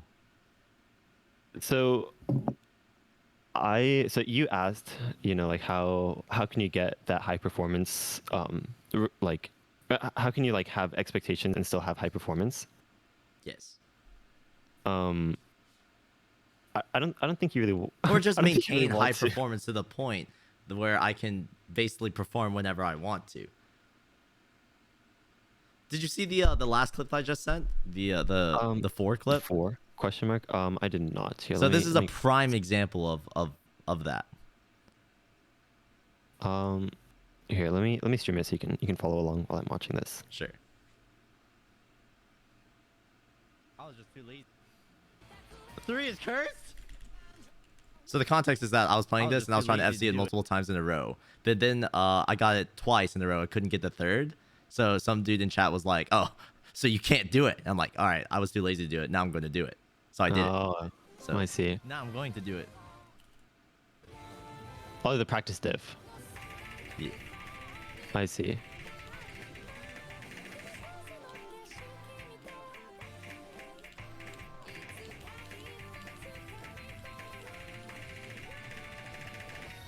One. Oh, I see. So I basically do that 3 times, and then the 4th is when I die.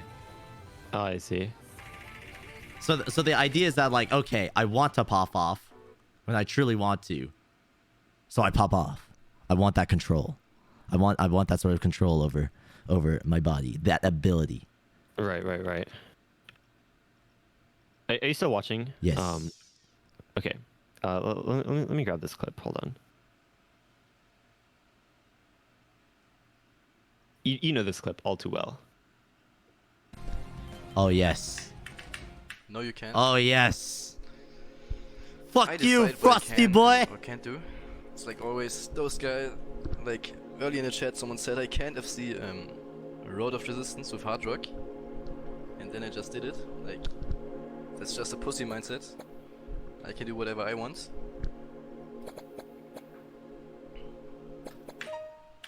But that's just the people who will never achieve anything, whether it be in OSU or in real life, just because of their mindset. So yeah, mindset is basically everything. Not only in OSU. And then he pops off. FC's the map. Look, that's what I'm talking about. I don't care about your shitty opinion, Frosty boy. You're just a loser. Now, what lessons can we take from this wonderful clip? That white cat's cock is massive. So, all right, I can end the stream. So, I think the real thing there is, okay. I think the best way to put it is, I think it seems like your expectations are like something that you have to live up to. Could you say that again? It sounds like your expectations are something that you feel like you have to live up to. I'm thinking if that's accurate. Okay, take your time. I feel like my expectations are something I have to live up to. Would you agree with that?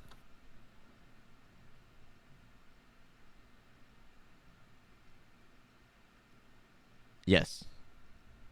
Okay, and this is something that you can keep sort of trying to work through, you know, between days, like off stream. Mm-hmm. But I think that is something that's really important for you to figure out, because on one side of the scale, there's like having expectations sort of be there. It's kind of like how do I put this? It's almost like having a boss, you know, and you're kind of like under control of those, like your boss, and like, oh,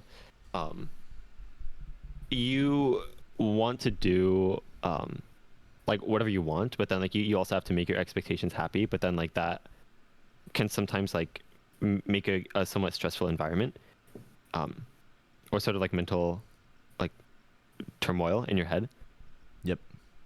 So that's one side of the spectrum, and the other side of the spectrum is almost creating your own expectations, like feeling like you're drawing on a white or blank canvas, like a white sheet of paper, and just, you know, like having White Cat's words echo in your head. You know, you can decide what you can or can't do.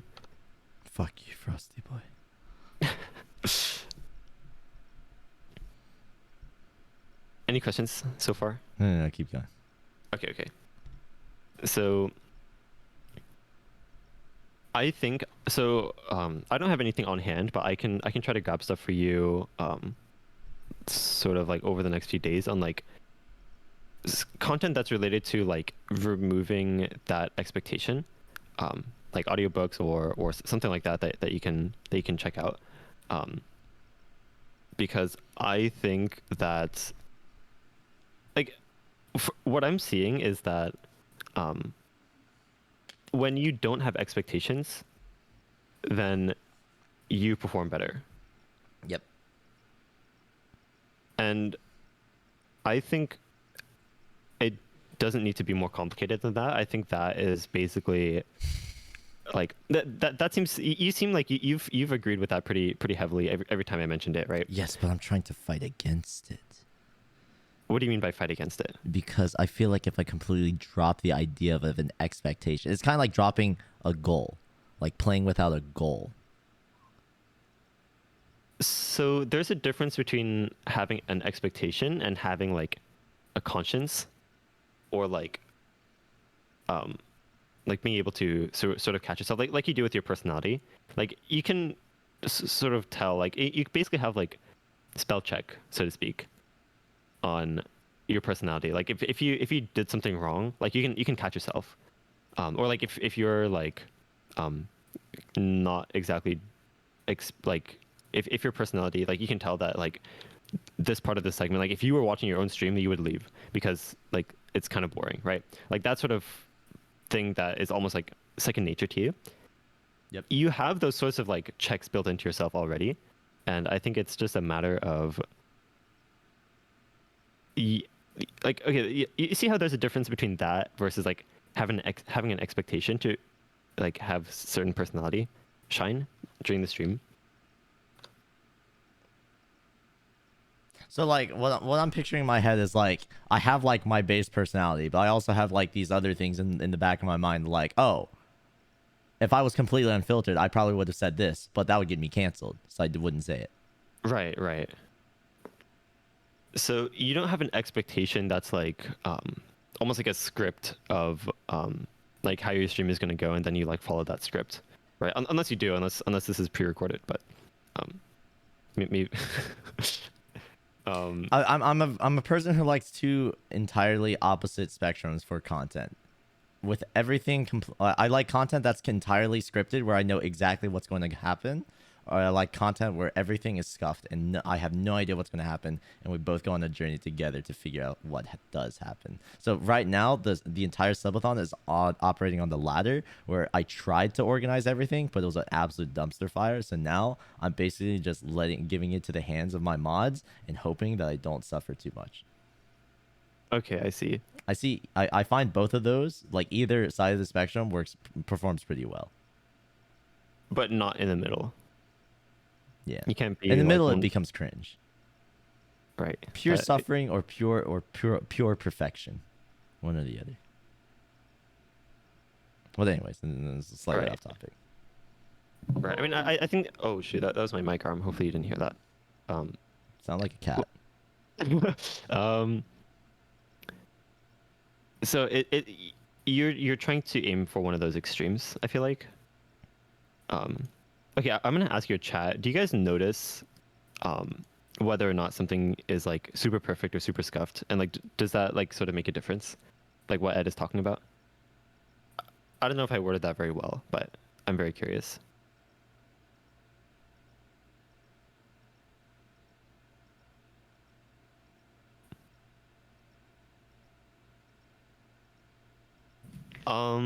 Okay, I feel like I didn't actually word this question correctly. I'm wondering, like, it's not about whether or not it's scuffed or it's perfect. It's about like, do you guys notice if it's like very extremely to one end, or if it's just sort of like an average, sort of like stream, I guess.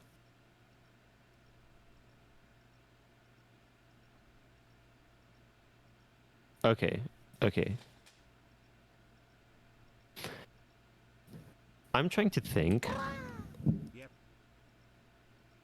how I think I'm trying to take whatever you're doing right with your personality on stream and apply those same principles to your gameplay. Mm-hmm. Do you have any questions so far? No, I'm just listening. Okay. So I feel like I need to work with your chat. Like there's a missing piece that they probably know better than you do. Yep. as far as like, because I mean, at the end of the day, you know, you're here to, like they're the ones who are determining, you know, how good your stream is. Because you can think it's like amazing content, but it's really up to them to decide that, right? Yep. So let me think.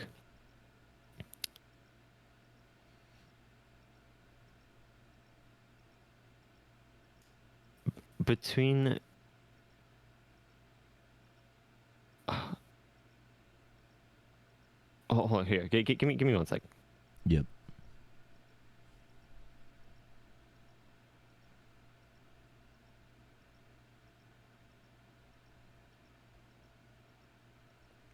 You frosty boy.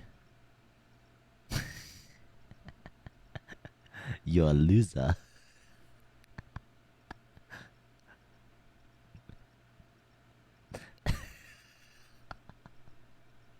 Clip is so fucking good, dude. Just best Osu clip of all time. Yeah, the German accent makes it 10 times better. It's not just loser, it's just loser. Dude, White Cat's accent is insane. Oh my god. Yeah. Okay, I feel like this whole like thing about expectation Hmm. is definitely the most important takeaway. Hmm. And I think our time we can come back to this topic, but I think if there's anything else that you want to mention, or that there were a couple other things, like balancing gameplay skill and content creation. As far okay, so do you have any goals regarding like like really improving as a player, or are you mostly wondering like how you can use your current skill level because you know it's there and use it for content? The only reason I would get better is for the sake of content.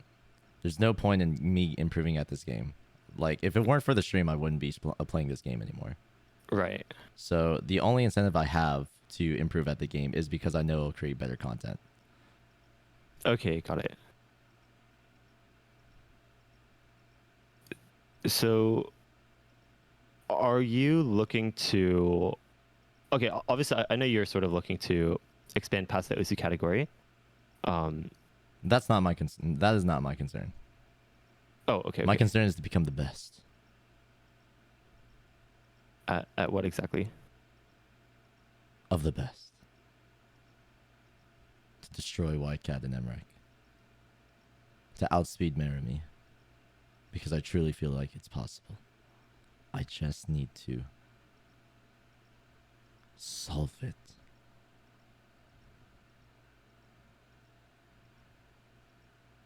No, like real shit. Like my objective is to like improve at the game. I truly fundamentally believe I have the ability to do it. I just need to figure out how. Obviously, because I have the balanced content creation, the stream, everything else, that makes it slightly more complicated. But that's also like a double-edged sword, where it's also my biggest advantage, because that gives me the flexibility of being paid to improve. Like usually like time is like an issue for most other players. Either you're super young and you have tons of free time outside of school to like play games and like improve. But I'm in a situation where I'm on like the older spectrum of that. I don't believe my age is getting to me. I feel like I'm in my absolute prime. So I'm in the perfect position to destroy them. It's just I'm also as a result of having this blessing of extra time, I'm also have the pressure of balancing improving along with making sure I create a good stream. Because if I do not try, like it is very natural for me to create a good stream, but I also am conscious of it. So in a similar way, I'm hoping to achieve that with Osu, where I can perform like fundamentally, but also be conscious to be like, okay, I need to do something. Let's pop off. Okay, I see. I think those expectations are getting back to you. Fuck. So my biggest I fear think hearing that is that I become a brick. That the goal in order to like achieve my goals of destroying them is to become a brick. A literal brick. well, okay, there's also a difference between expectations and goals. Like just because you don't have expectations doesn't mean you don't have goals. But the point is, the reason why I set a goal is because I truly feel like I'm going to achieve it. Right, there's nothing wrong with that. Yes. But I think feeling like there's one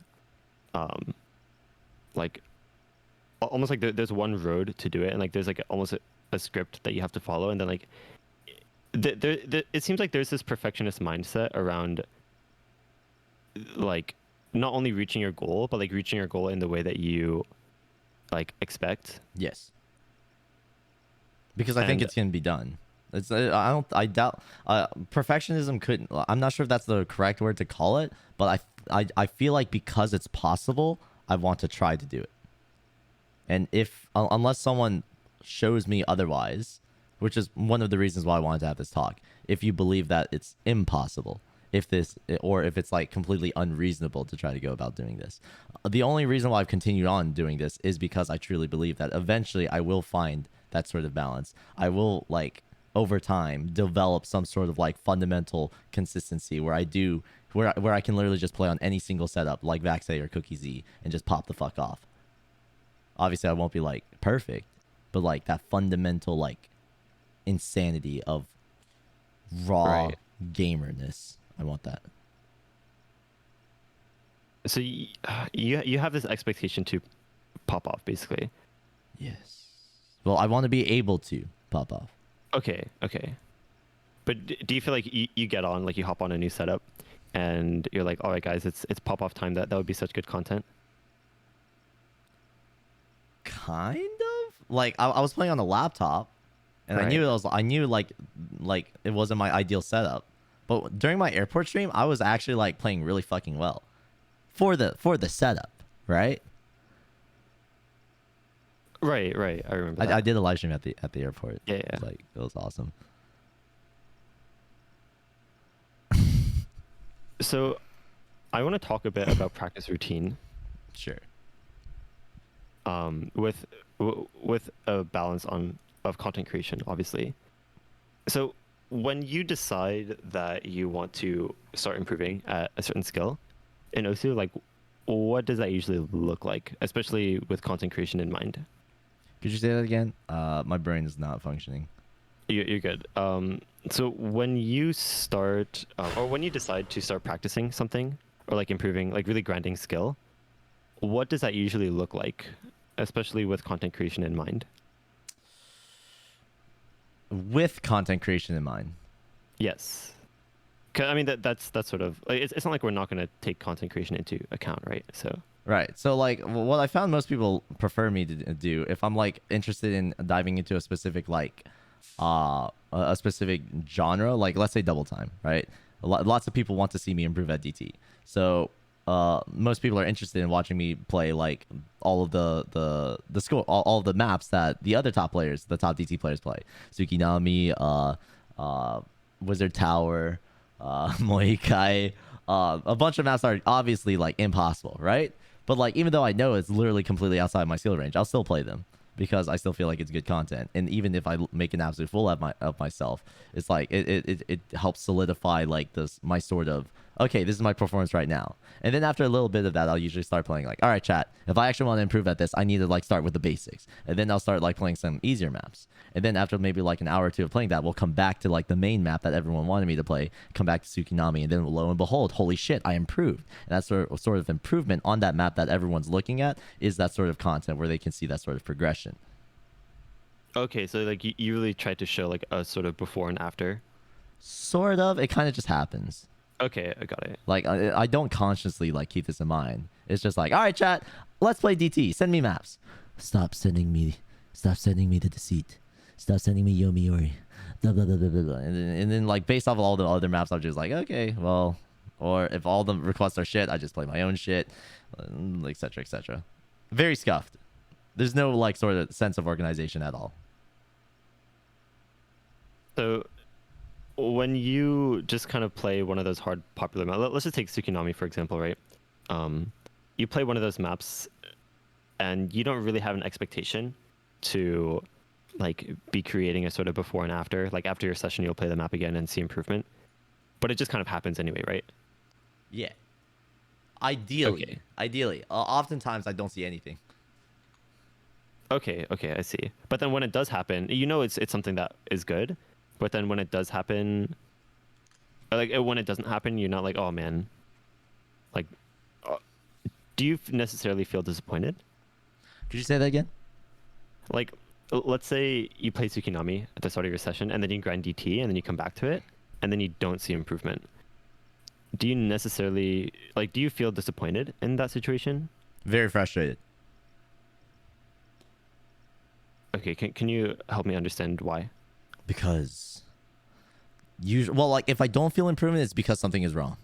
Like something is not connecting, right? Like I can Okay. feel myself improving. Like I can usually feel that. If I don't feel that, something is off, and it's usually something with like my aim not feeling comfortable. Like when I start popping off, I actually don't prefer to set scores. I prefer to play maps that push my limits. If that makes sense. So Okay, so got like it. anything outside of that sort of zone is just like me filling in for content. Okay, I see. S- So, when you're practicing on stream, do you have this sort of expectation that you will have improved by the end of the stream? That's the hope, right? Right. Like the goal that I have with this talk is that I would be able to set up some sort of routine where I can have confidence knowing that I will improve with like during the stream, or that like when I do play the game I will improve, or that like knowing I can be consistent and control that. That's the goal, because right now it's like I hop on and I just hope that something happens.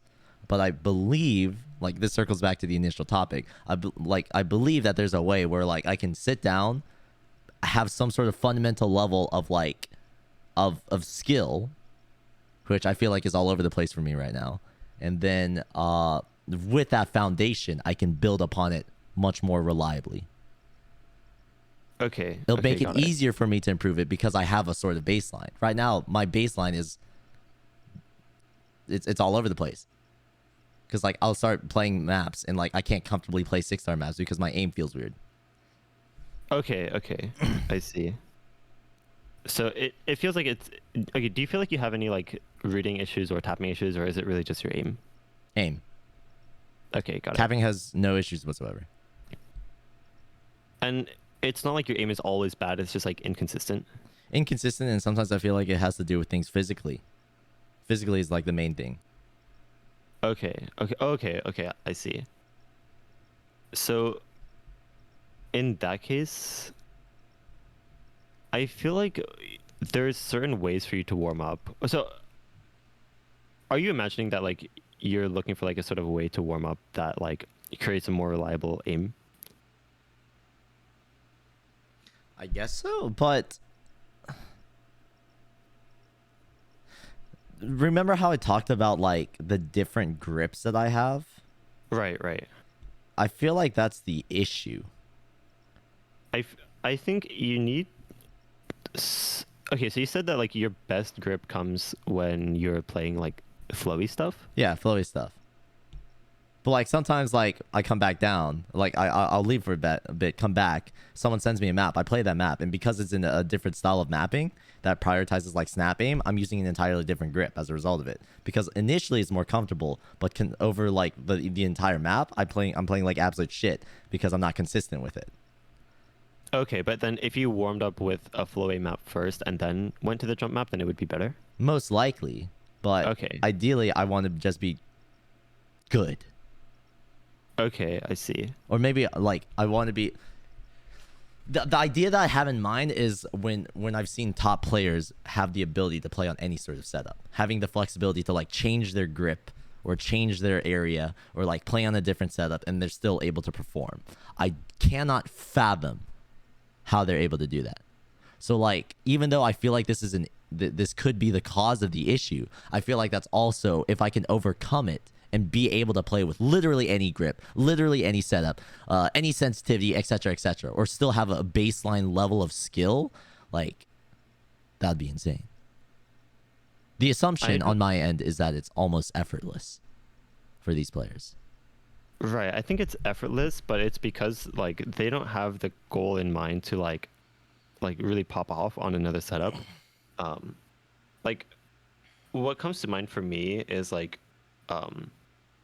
when let me think. I think like when we met up in LA, and Box Fox was playing on a different setup, and he was hitting some jumps. You know, He was like, popping kinda off, going dude. crazy. Actually, But- my setup is actually better than his, even though he was using a different like area and shit. It's because he has so much audio delay because of the way his stream is set up. Oh yeah, that's right. I remember that. But yeah, still like it's not like he was like, okay, I'm gonna FC this map or I'm gonna get my top score on this map because that would be cool content. I think people who do perform better have a much less expectation for, how do I put this? Like they don't have an expectation to perform like you feel like you have when you play on a different setup or something like that. Could you say that again? Like when other people are playing on a setup, you're like, oh yeah, it must be so effortless, right? Yes. But they're not necessarily play. Okay, so I feel like when you're playing on someone else's setup or like a different setup, you have this expectation to perform well as effortlessly as other people seem like they do when they're on a different setup. Are you talking about it from like the different perspectives from like a spectator to compared to the player? I mean, like let's say I came over and I was playing on your setup. Yep. I might actually be able to play pretty well, but I don't get on feeling like I have to like go Vaxe mode and like, oh, he's so good at adapting to another setup, like blah blah blah, that sort of thing. Okay. Another thing is, I think you tend to make expectations at the start of like whatever you're doing, and then you try to abide by those expectations. Yes. I mean, that's because it's my goal, right? Right, but I think being able to adapt your expectations based on how things are going is also really important. Like if things are going better than you expected, then I'm sure you don't have a problem like raising your expectations. But I think the expectations that you make before you start doing something are the least informed expectations that you can make. Could you say that again? Like the expectations that you make at the start before you do something, those are the least informed expectations that you can make. Okay. Does that kind of make sense? Yes. Okay. So if I came over and I was playing on your setup, before I start playing any map, I wouldn't have an expectation of like popping off. You would want to see how you're playing first and then sort of gauge how comfortable it is and that sort of stuff. And then from there decide like what type of stuff you might want to try playing in a way that still looks pretty impressive. Like if, okay, so let's say you started playing on my setup, right? And then you're like, OMG, aiming is so much easier on this, right? And then you realize that, and then you set the expectation to do well on an aim map, or like you sort of set that goal. That's a lot different from like starting to play on my setup, and then before you play a map, you're like, okay, this is going to be better for my aim, and then if it's not, then you're sort of disappointed, and I feel like if you don't meet your expectation, then you enter this state of trying to like claw back to um, your expectation, even though it might not be like the best way to go about things.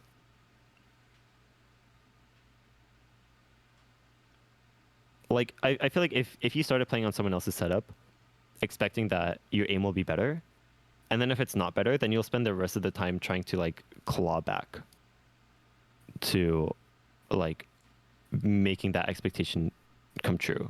I'll be like, if using that same analogy, if I was given that situation, if I had the time, I would continue playing on the setup and try to improve my aim. Right. But I think does that kind of make sense, the whole like principle of having an expectation and then trying to live up to it, but I think more importantly, like making expectations or adapting your expectation as you progress through something. And how do I put this? Okay. Just for like clarification, Uh-huh. These expectations that you're talking about, the expectation that I have in mind is that I want to FC map, right? Or I want to Right. perform well enough to play to possibly FC the map. If the map is challenging enough, that's like that sort of expectation bullshit is like thrown out the window. When I'm like I'm not even going to try to go for scores unless I'm like popping off, right? What I'm really talking about right now is like for the initial subject is the consistency part, where like I'm like wouldn't you like assume that you have the consistency to FC a 4 or 5 or 6-star map, like when you just hop on Osu? It feels like a normal map. Probably. Yeah, exactly. Right. I would like to have that sort of assumption as well, but I can't comfortably do that, and I doubt expectations have anything to do with that. I feel like it's a physical thing more than that. I agree with what you're saying with the expectation thing, but what I'm feeling there, I feel like there's a confusion in terms of like the ideas of what we're trying to go for, because like the reason why I continue doing like playing a map is sort of like, have you watched Markiplier's Five Nights at Freddy's stuff back in the day? I did not. Okay, so he was doing a challenge on Five Nights at Freddy's where he tried to beat the game with all of the, basically on the hardest mode. All of the animatronics were set to their hardest difficulty, and even the developer of the game thought that was impossible. But he grinded it, and like he eventually did it, and he uploaded an entire YouTube video like showcasing his like journey of it, right? And that was insane, right? So like that's basically what I do. Like, I see a map, I want to FC. I grind it for hours on end, sometimes for multiple days, maybe even the course of years. Road resistance. But, like, when I'm in the zone, when I feel it, that's when I attempt it. But oftentimes, I don't feel like I'm anywhere close to being in the zone. I just feel like doo-doo because nothing works, specifically with my aim. The fundamental issue, like what I'm trying, like the one thing I'm trying to solve with this entire interview, which I'm hoping we can solve, is the fact that if I can get some sort of regimen that fixes this issue where I can hop on Osu, have some sort of confidence like that going in, my aim isn't going to be absolute doo-doo, that I can hopefully like get into the place where I can maybe set a score, right? Is this the same topic that we're talking about with this whole expectation thing? Okay. I think this makes a little more sense after you clarify it. So, oh man, the Chipotle buff. Let's go. No, this is a Chipotle nerf, dude. I don't want to waste my money. I spent like fucking $40 on Chipotle from Uber Eats. I microwaved this and it became cold again. And Oh I'm going no. to set my ass on blast, but that's okay. Let's go. So, Are you a chicken? I think what we really want by the end of this is like a warm-up routine that involves calibrating your aim. Okay. Does that sound right? Now, there's a lot that there's a lot of different ways that we can practice this. I think what would work best is probably playing like small CS, if I had to guess.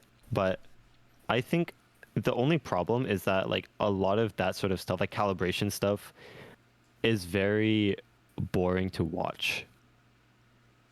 And that rules out a lot of different like aim calibration methods. Well, Now you could also that's do not it really too before much of a concern. Let me tell you my experience, because like that low CS stuff that you've talked about before, yes, Uh-huh. that has worked the best. But what doesn't make sense to me is that when I play with Hard Rock, I play extremely well. But when I play with Nomad, it's like I use a different grip, and I play like shit. Like on the small CS, on the same CS. On the same map, if I play it with Hard Rock, so like smaller circles, for some reason my aim is different. I hold my pen differently. But when I try to hold my pen like it the same way on Nomad, it just doesn't feel the same. Like I'm Are you not sure as it's not relaxed. the AR? I don't know. I haven't really experimented with it too much. All I know is that like even to this day, even to like literally just yesterday when I was playing, even to right now when I was playing, like even though I'm not as comfortable as like getting an FC and stuff, Uh-huh. like when I play with Hard Rock, it just feels like I'm able to trust my aim more. But when I play Okay. with Nomad, like I would assume that it's easier, but like I feel like I'm moving my hand in a way where it's incorporating the habits, or it's warming up a different grip, not the grip that I'm supposed to be using. Okay, got it. So it's like when I play with Hard Rock. Hold on, are you looking at Discord? Yes. Fuck. Okay, when I play with Hard Rock, my hand almost naturally goes into this position of it being like horizontal and like going into this mode of playing space streams, right? But like the Right. moment I start playing with Nomad, like if this is like a subconscious thing, it's like I get into this position, not this. It's like Oh. this. Okay. And like when I try to use this, it just doesn't feel comfortable. And that doesn't make sense. Eventually, and once I like play like a bunch of maps and I iron out my aim and it actually feels good, it does make sense. But the fact that I have to do this every single time I start my stream or start playing Osu, it sucks dick. Well, I think that sort of like warm up and calibration is sort of a necessary evil at times. I think So you're saying there's not really much I can do about that? I mean, is there anything wrong with like needing to calibrate your aim and like play Hard Rock first and get your grip adapted? Yes, because it sucks. Like when I come onto Osu, the issue where this ties in is with like content creation. When I like hop onto the stream, people are immediately wanting me to like, oh, check out this play. Oh shit, this dude just set this score. Oh, did you hear about this drama? Blah blah blah blah blah. And then like the same way, it's like, oh my god, this map just got ranked. Oh my god, this map just got qualified. Hey, I just made it this new map. Can you check it out? And I'm just like, for the sake of like when I'm imagining like how the video would pace out. Ideally, I will play the map the moment I like see it, and then like I play it, and then like I get my first impressions of it. But like usually my first impressions get ruined because I fail the map, and that sucks. So like ideally I want to be able to be good enough to at least like pass most like maps or something, which in the current state, unless I warm up, I play like shit where I can't do that. You should probably warm up before your stream then. I think that sounds the most reasonable. Or at least try starting to like calibrate your aim and see how it feels and see if like you feel like you're gonna need warm up before stream or not. That could work. I think. Wait, what'd you say? That could work. But what I'm also afraid of is like this issue is still persistent when I literally walk away. Even if I just stand up, if I let go of my pen and like I do something else and then I pick up my pen, it's gone. It's like, that's why whenever I have pop-up sessions, I completely ignore my chat. I'm completely focused on the game, and I never lift my hand off of my tablet, usually. Okay, I see. It's subconsciously, when I'm popping off, my hand subconsciously gets into that correct position. I want to be able to subconsciously get into that position every single time without having this other bullshit with all these other grips. Okay, okay, got it. We'll call them the coping grips. Okay. Um, let me think.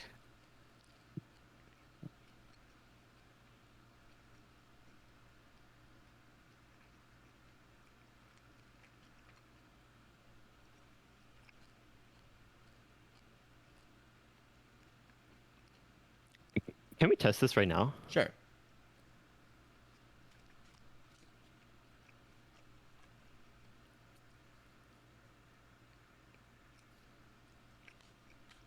I'm looking at my chat. Some dude said, just remember your grip, head ass. That would be perfect. How do I do that?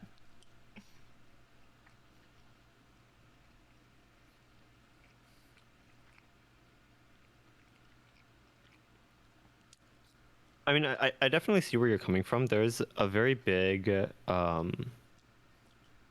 sort of aspect of like unconsciously using a bad technique, even though you know that there's like a better one to be using. Mm-hmm.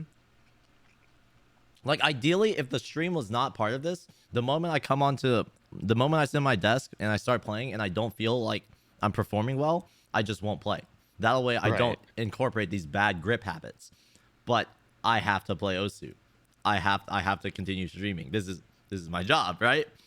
So, like, to Right. make the most out of it, even though my grip doesn't feel right, I've improved these grips to the point where I can sort of play maps, but very uncomfortably.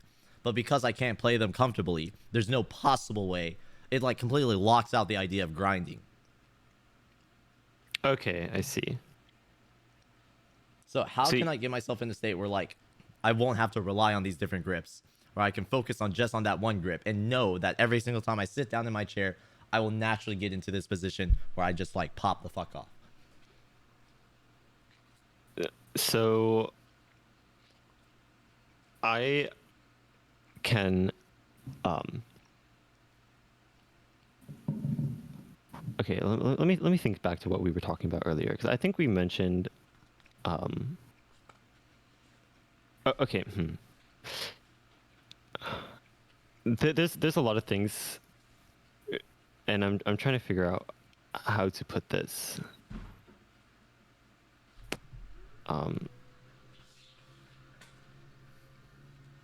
I'm trying to trace back our conversation, and like w- it's okay. This is so hard. Yeah, I'm sorry. No, no, I, no, I, you're good. I'm not expecting you to like have a solution. I just thought this would be fun, right? I'm trying to think of like okay, so proven fact, you can't 100% control your like okay, not every day is going to be a good day. I think that's like the best way to put it. Yep. So I'm just trying to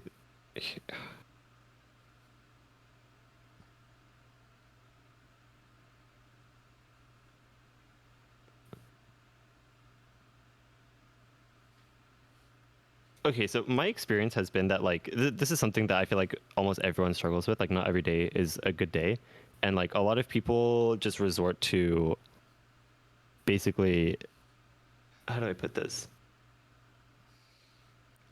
Just not trying to go for scores if they realize that it's not a good day. Okay.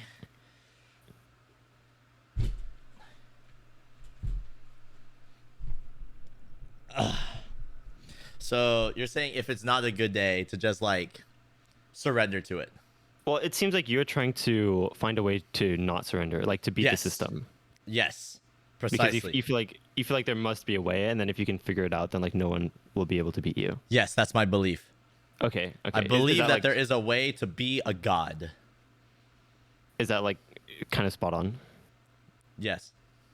Okay. That okay, even got if it. I'm playing like absolute shit, that there is a way for me to like get back Bring it back. into like god mode. Okay. Of course, this could be just like a completely unreasonable expectation. I've only seen clips of Axe when he pops off. I've only seen the moments where he comes to my house and he pops off. And the only thing I can associate Vax's name with is pop off. So like this could just be like an unreasonable expectation. But if there is truly a way for this to work, I must solve it. I feel like popping off is your primary focus, right?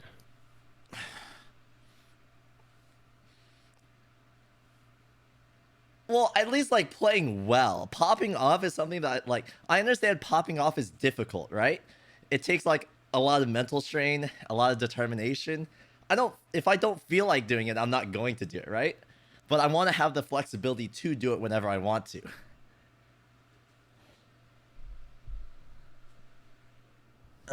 So like giving myself the ability to do it. Cuz I know doing it all the time is impossible. But setting myself in a position where I can do it, that would be sick. Okay. I think we should.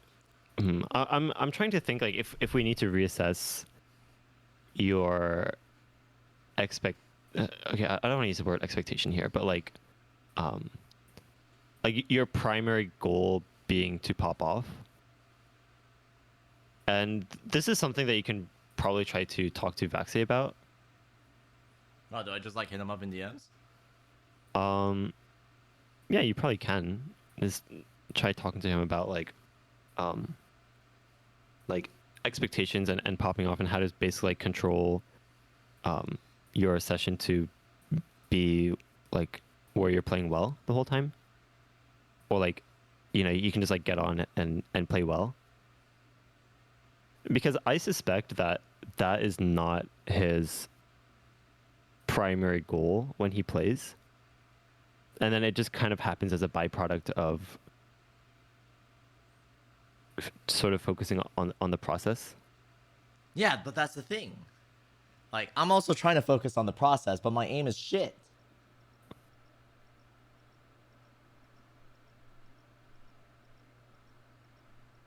Okay, I see. Like, I'm also focusing on just like, all right, let's just play games. My aim sucks ass. Hey, Ed, I would love to see you like play this map of mine. If you could get an FC, I'll give you like $100. Yeah, that's cool. My aim is shit. Like, Okay, got it.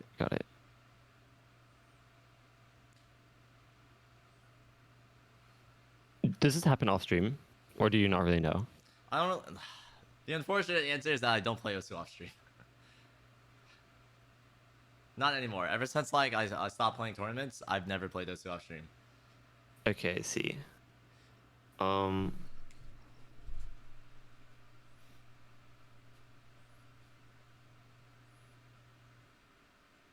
I'm just mesmerized by the shrugs. I'm assuming this helps with like my shoulders and ideally my posture. I'm sure it does, yeah.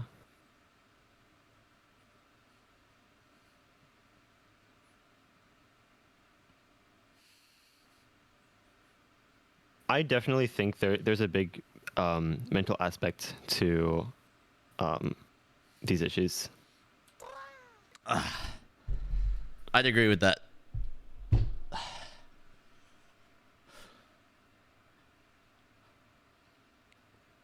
Okay, let me try to write this stuff down.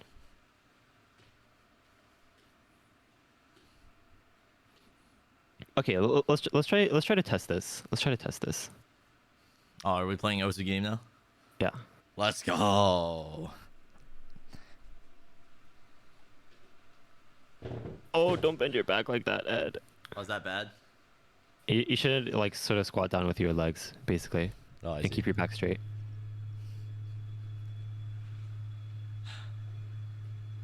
It is time to play Osu game. Let's go. Oh, this is going to be really weird if I just start popping off right now. And that is that. I feel like that's the expectation coming back. All right, how do you want me to do this? Should I share my screen or? Is it easier if you just do it through your stream, or can you also share your screen on Discord? I think I can do both. Okay, yeah, if you can do both, that'd be better.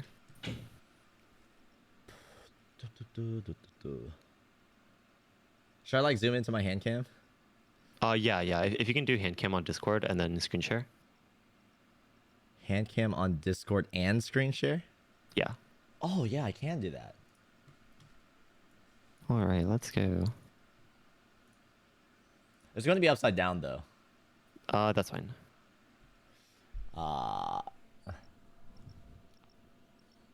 How's that look? Oh, okay, that's good. That's good. Okay, and then share your screen.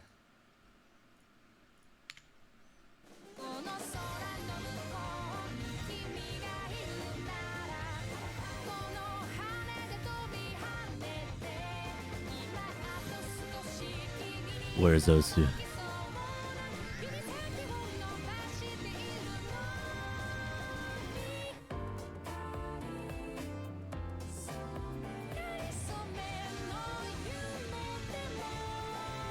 Bottom left. Oh.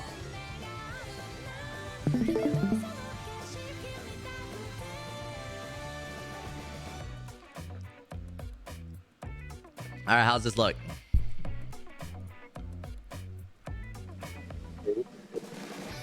Oh, hello. How long has this script thing been like something on your mind? Before OWC. Okay, so like 2020 OWC? Like even during like during the tournament arc in general. Like this was one of the areas that I wanted to fix. Also, I suddenly need to take a shit. Holy fuck. Okay. Feel free to plug more shit. Oh my god. Okay. All right, what's up, guys? Okay, AMA time. If you guys have questions or if you guys wanted to tell me something, I'm looking at chat right now. I'm looking at Ed's chat, by the way. I'm also streaming on my end. Yo, guys, shameless plug. I stream every day. You guys should all stop by if you guys have questions for me.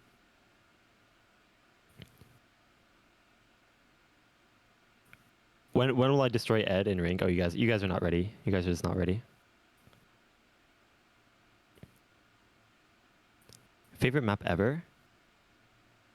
I have a lot of favorites.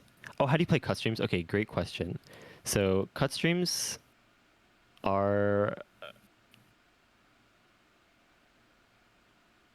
I don't know why I just like lost the wording for this. So if you guys have heard of something called chunking, where basically you group patterns into like smaller sections, getting really good at that is really all you need to do for cut streams, because you have to read it as like individual segments, if that makes sense.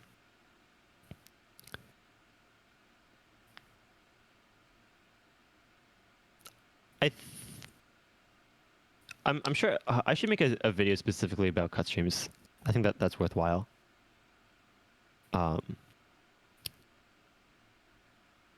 Ed can be part of OWC this year.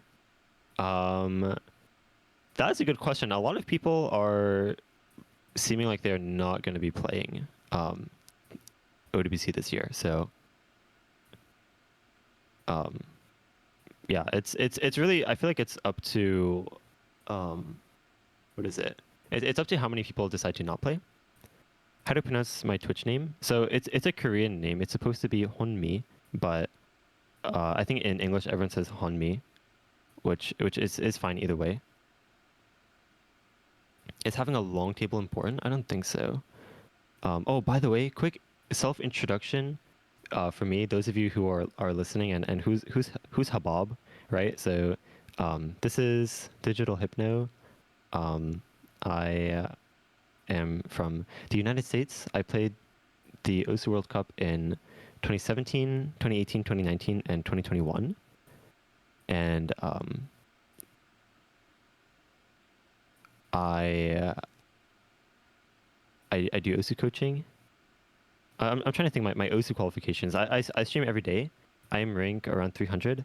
Although I haven't played 4 rank in a couple months, but I'm the person with a mirrored play count graph. If you guys have seen that.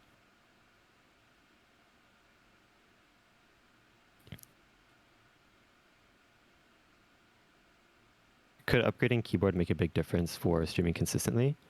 It'll make a difference, but I think if it won't make the difference that you're probably expecting. It'll feel nicer, but if you can't stream 160, then it feeling nicer is not going to make it's not going to fix that, basically. Bonks DT Hard Rock on I Want You. What? Unreal.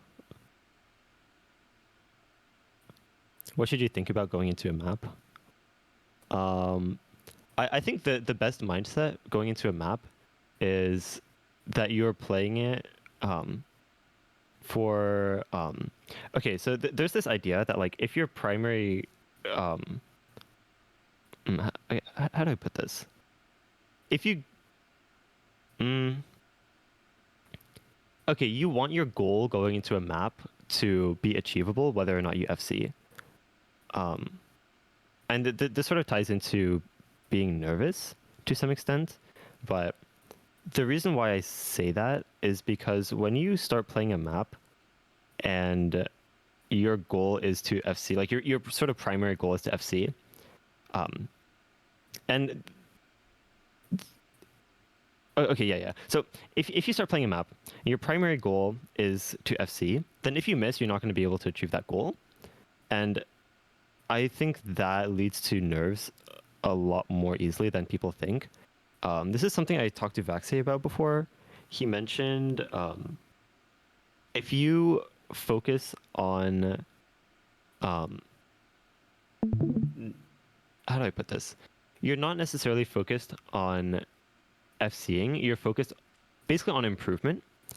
And if you're focused only on improvement, like the map is just a sort of vessel that contains circles that you use to like sort of practice whatever you're doing. Like if you're playing like a tech map, for example, if you look at it through the lens of just playing it to improve, then there is fundamentally no difference between like the first pattern of the map and the last pattern of the map.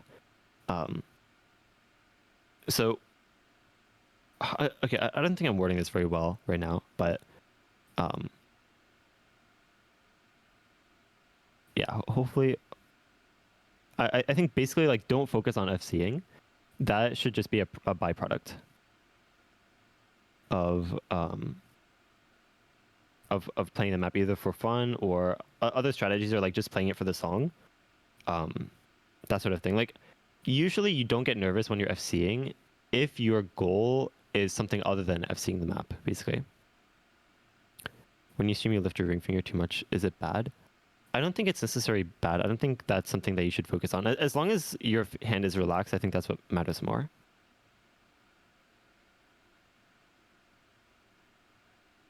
What if you're very skill capped on just AR? There's a lot. So AR, okay, high AR is one of the few skills that's actually brute forceable. A lot of skills in this game are not brute forceable, but high AR actually is, because just trying to read stuff. So it's not to say you can just brute force AR 11 until you can play it, but like you can more or less brute force your way up to AR 11. Like let's say right now you're only comfortable like barely with AR 10. If you just like gradually push your limits and just like it's more like constant exposure. Like you just need more exposure to playing high ARs. But okay, what I would really recommend, and I have a video on this that will explain it better than I can right now, but digital hypno rhythm sense. This is probably like if okay, I don't know who asked the question because it's gone now, but this video on rhythm sense that's on my channel, I would suggest checking this out. This is like one of the more like niche strategies towards reading that I think, like if you can understand those concepts of rhythm sense, then that will help a lot. Favorite new Pokemon starter? Oh shoot, I didn't know the new ones. How to start learning how to alternate? I think learn how to, especially if you're a single tap player, learn how to start and stop patterns with your other finger. And that basically involves learning how to single tap with your other finger. And then it's just a matter of putting them together. Offline players, playing offline is great. If you guys have not ever played offline, I would really recommend it, especially if you feel stressed about your rank. I think as soon as you log off, if you're a player who plays primarily for rank, like the minute you log off, your perspective of like what you should do when you play the game is like entirely changed, like instantly. It's very interesting. Talk about OC University. Wow, that's a great idea. So in case you guys don't know, there's this wonderful community named OC University. This is a Discord server. It is a improvement-focused OSU hub. It is also where coaching services are hosted by me. So if you're interested in coaching with me, the typical rate is 50 per hour, and sessions are usually 1 hour. There are a lot of really cool free resources there as well. I think coaching is really the only paid thing there. There's like top player interviews that happen. Recently, the OSU community meetings with like Peppy are on the OSU University YouTube channel.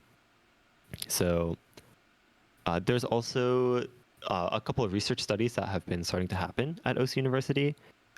What's happening right now is a tapping stamina study where basically we have people practice tapping stamina and then for like a different amount of days, and then they will take a break for a different amount of days at a time, and then we'll see like which group of like practice like methods or like break duration performs the longest or like improves at stamina the best after 1 month. So that is what's been happening since February.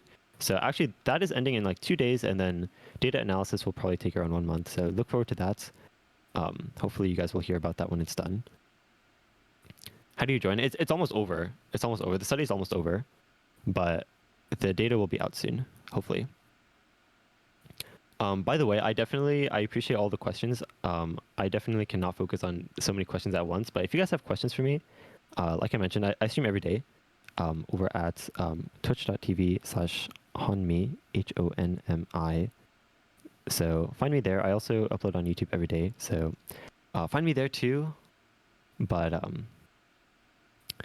do you switch to DT after only playing like mid-range BPM nomad consistency for 600 hours? You got to work your way up. I think that there's no jumping the gun when it comes to BPM unless you feel like doing it with basically unless you're using a bad technique that you're gonna have to spend even more time trying to overwrite later. So yeah, my first tournament with Ed, that's a good question. I don't actually know. Type in chat. Oh yeah, hey guys, follow me. OMG shameless plug. Hi Edward.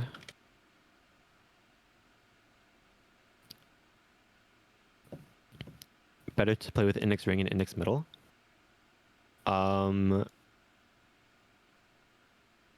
There is no it's I feel like index ring, index middle is the same as like being left-handed or right-handed. Like some people, it's just what they do, right? Like you should try both. Obviously, it's not like you were born tapping with index ring, but I think that is something that you should experiment and see what's better for you. But some people really cannot tap with ring very comfortably, and some people can't tap with the middle. So just try both. I think that a lot of play style preference comes down to that. So.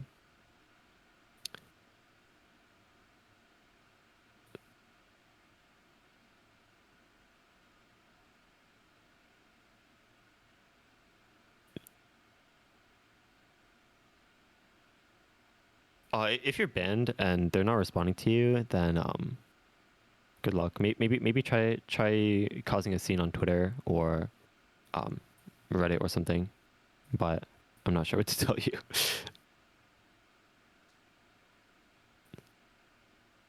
When will Emmerich get dethroned? All right. Here's the thing about Emmerich, guys. So that guy is a lot of times when someone is like so far ahead in terms of PP. Like they start to go inactive, but like Emmerich is still improving, and he's like 3,000 net PP or whatever. ahead of second place. So once someone starts catching up to him, he's going to be able to run away. So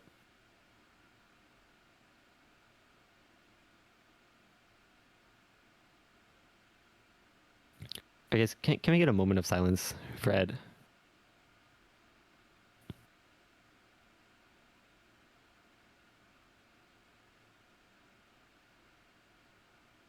Can we get an 07 07 train for Ed?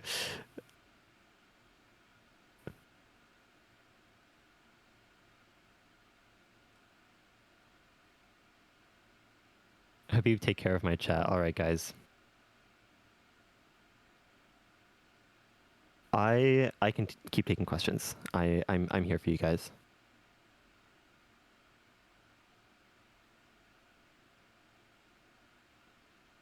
How am I doing? Pretty good. I woke up like 15 minutes. Okay. Here's the thing. This has been my problem recently, is I'm trying to figure out a sleep schedule for myself that like works with my lifestyle because if okay here's the problem, guys. I'm trying to balance like having a consistent sleep schedule and like a sort of a daily routine that I can follow and not losing all my friends. I don't know if any of you guys can relate to that, but like everyone seems to log on at midnight, and then it's like, wow, this is great. I should be going to sleep, and then it's like, wow, let's hang out, guys. Which obviously I don't think is worth being like, yeah, I don't want my friends anymore. But yeah, I don't know. Just something I've been thinking about. That's been like the latest internal dilemma. In depth about auto method. So I was going to bring up auto method. That's actually the perfect solution for Ed is auto method, which in case you guys don't know, it's basically a like fundamentals cheat code almost, like life hack way to warm up. If you just Google digital hypno auto method, let me see if I can find this. Digital hypno auto method. Let me link the video. I have a video that explains it pretty well, but yeah, the only problem is that it's too boring for Ed to do on stream. Is galloping common? I think it's pretty common. Like you'll even find like the best like speed players, like when they're playing stuff that's really fast and they're running out of stamina, there will be some galloping. But I think don't. How do I put this? Like ideally, you shouldn't be galloping. I think is the best way to put it. Something. Yeah, okay. Basically, like I don't think it's not necessarily about being relaxed. It's just about like, not being tense. I guess I'm not really sure how to put it. For your tapping hand. Galloping is basically like disjointed double tapping. It's like it's very similar to like double tapping, but it's like slightly offset. What would the average player be like? I think the average player in terms of skill is you can FC most 4 stars. I think like average skill is like you have like a couple 200s or maybe like some high 100 PP, so like 190s or 180s. I think that is like, well, like once you're there, I think you're definitely above average. Best way to practice tournament pools: play them only until playing it again will not teach you anything new. I think that's the best way to put it.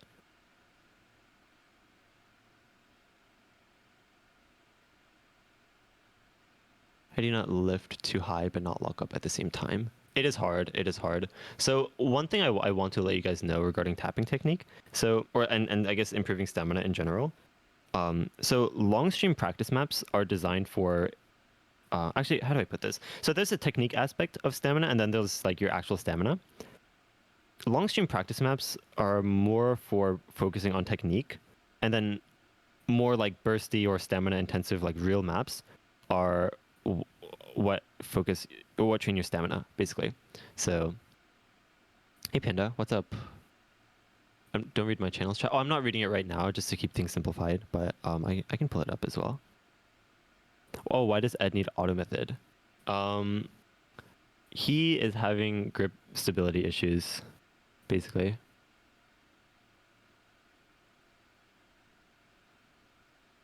Is it weird to play Inix middle for a long time and then switch? No, Emmerich did that. Everyone does that. I feel like a lot of people do that. KHC practice on long stream maps. So stamina is a lot more technique than people might realize. Um, so I think it's not to say that if you want to improve your streaming, you shouldn't play long streams, because um, so much of getting better at technique or streaming is about technique.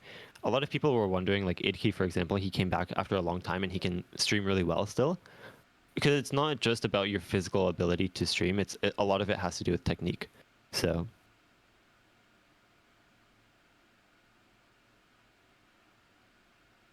right. They both have to work together. So at what skill level should you start playing tournaments? I think no matter what, I think if you're at least ranked 200,000, then there's tournaments for you. So really just whenever you want. Better skill retention. I think that comes down to fundamentals. Fundamentals are things that like you can't forget. Like, I recently started biking again. I had never ridden a bike in like 8 years or something, or like 10 probably, and it took like 1 minute for me to like figure out how to balance myself again, or like less. So it's that same principle. I think someone asked me recently, like, what do you think sets you apart from like the majority of OSU players? And I think it boils down to not being afraid of focusing on my weaknesses. Like, I think a lot of people try to shove or sort of hide their weaknesses basically under the rug, and be like, oh, I'll just focus on my strengths because that is what's most fun for me and that's what I can do best. So there's that aspect, and then also I think understanding the importance of training fundamentals and like having a very solid baseline to build off of. I think when people run into skill walls, the leading cause of running into skill walls is that there's some underlying fundamental issue that you're not realizing. And until you realize that and start working on that, then you're not going to be able to push your skill cap. Or if you do, then it's going to be very momentary gains, and you'll lose them very quickly. Add me on Discord. Yeah, you can. I always accept Discord friend requests, even if I don't know you. So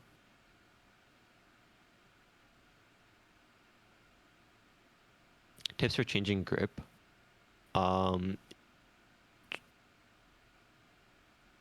I think just okay. One thing about grip is that area plays a big role in your grip.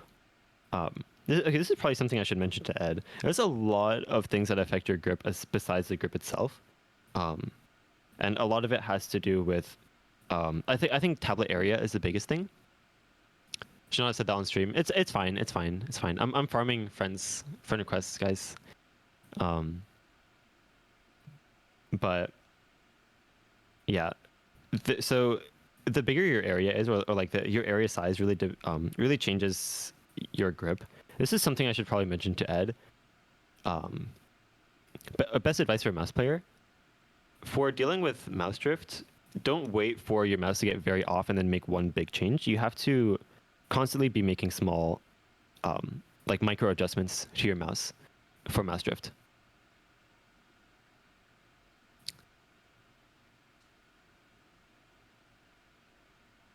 But yeah, where your tablet is on your desk also makes a big difference for grip, obviously. So should you be playing with your whole forearm on the table? You should have something anchoring your arm. Basically, like you need some place for your arm to be resting, so that the real thing you're trying to avoid is to not be using your shoulder to stabilize yourself, because that can easily lead to tensing up your shoulder, and that can cause a lot of pain. So definitely don't do that.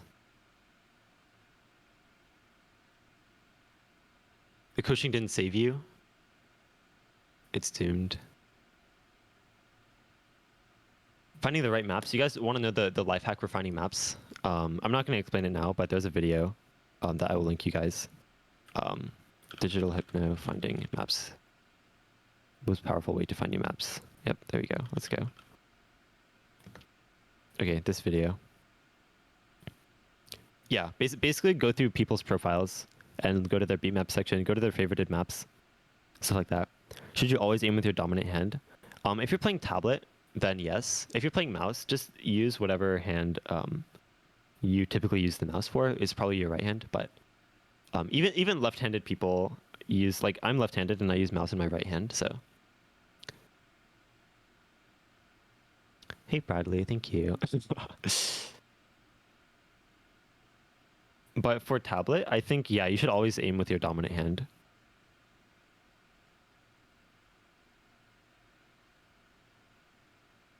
Well, okay, always is a very strong term, but I think it makes the most sense to aim with your dominant hand for tablet.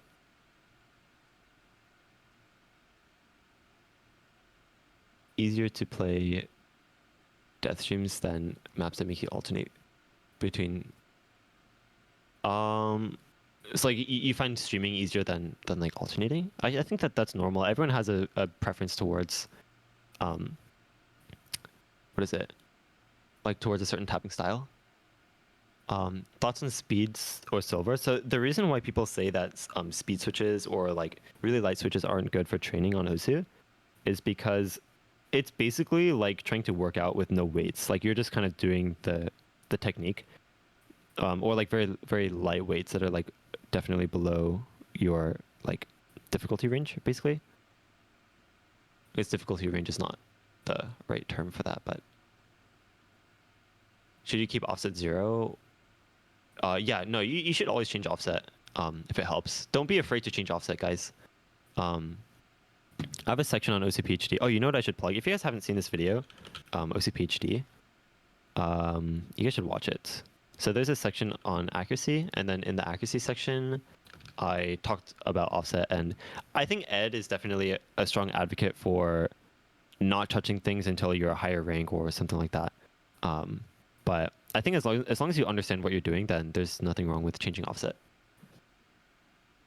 Can stream 210 but can't stream 180. Is that a problem?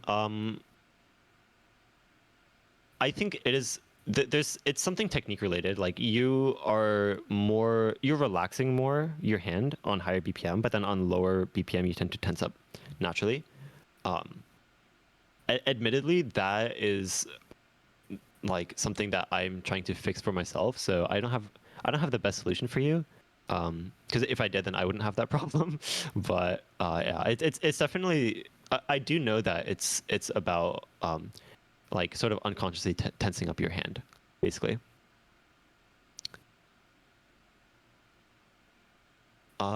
Finger instability. What I would do is practice single tapping and starting patterns with your index. In that case, if middle is your dominant.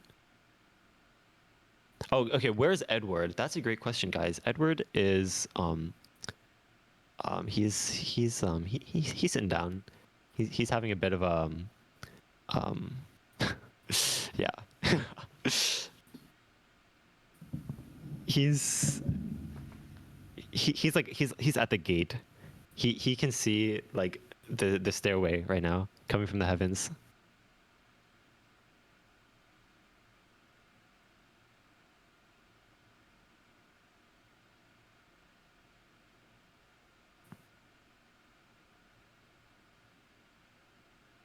Don't forget to drink. Oh yeah, guys. Let's all have like one collective water sip right now.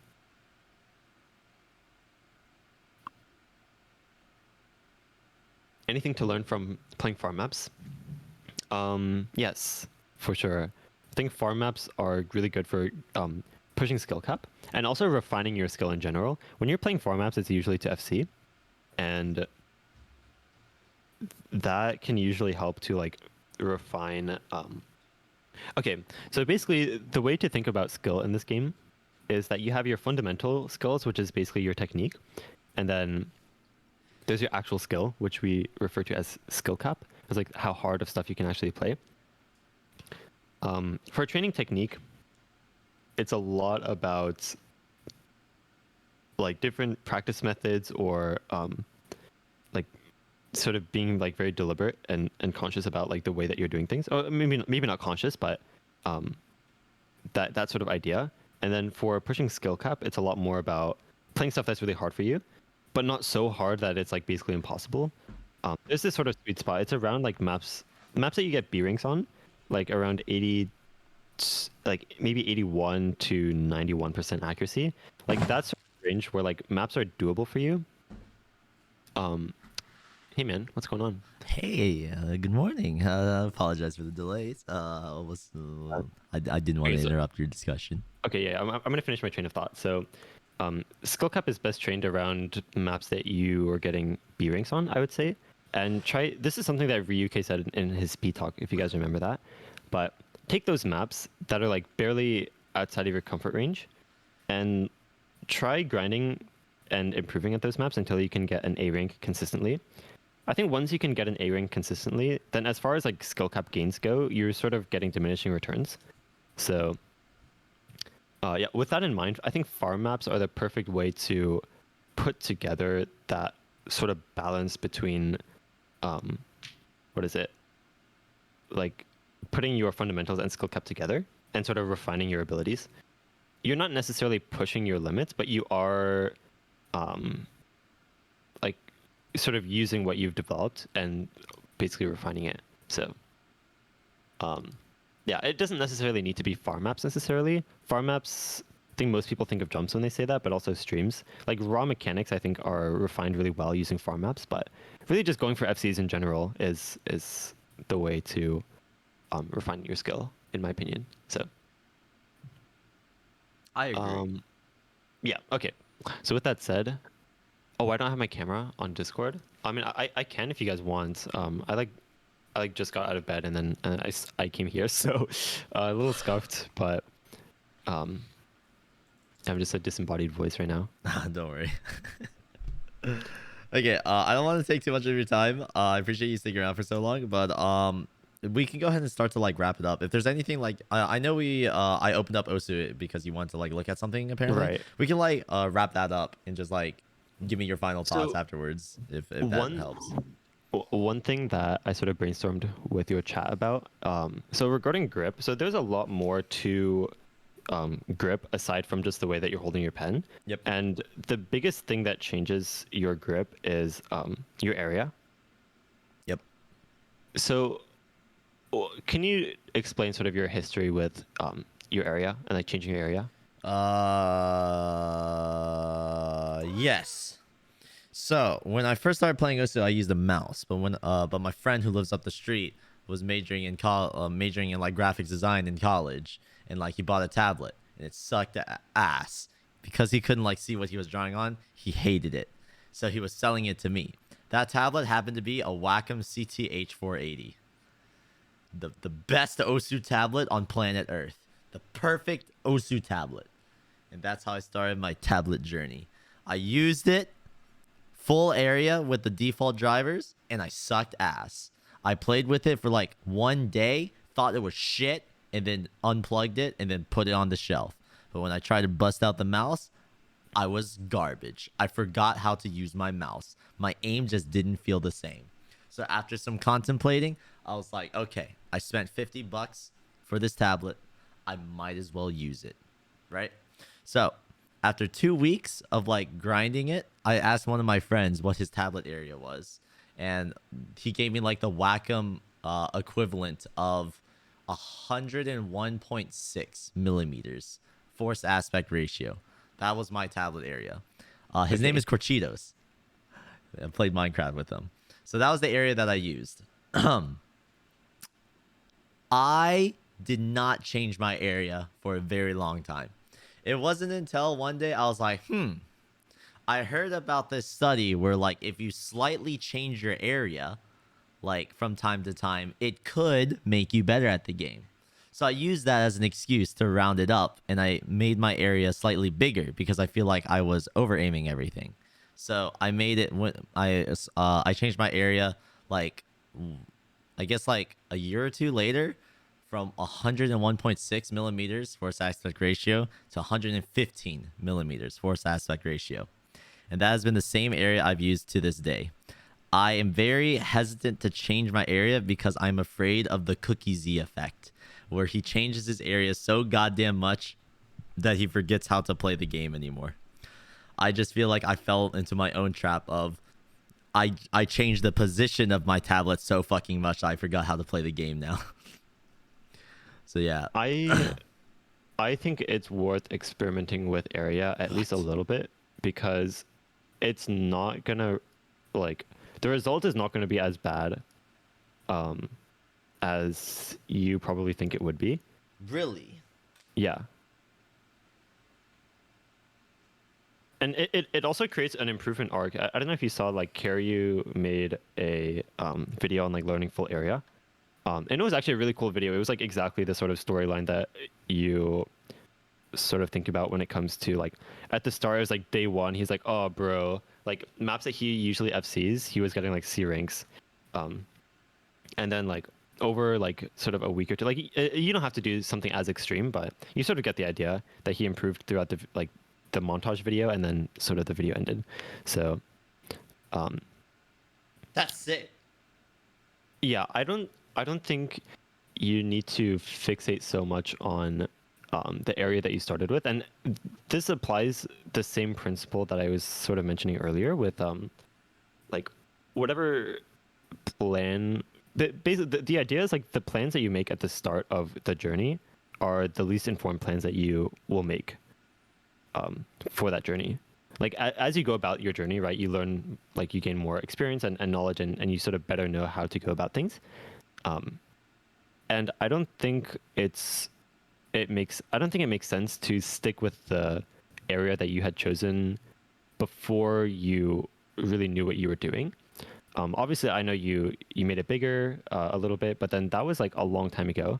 And also, as you play Osu more, I feel like your aiming hand kind of adapts to playing the game, and your fingers just like don't move the same way that they did when you were like a brand new player. To some gotten extent, better. that usually, huh? Like wouldn't it make sense that you adopt? That's of course, like I didn't know what I was doing, right? I just Right. like used the area that someone else was using. I have my own unique grip. I have my own unique like setup and stuff like that, right? But like Right. I feel like it makes more sense to it's much less risky to just conform to your peripherals rather than to have your peripherals conform to you. To have some basis of like consistency, like knowing that like, okay, it's not my area that's making me shit, it's me.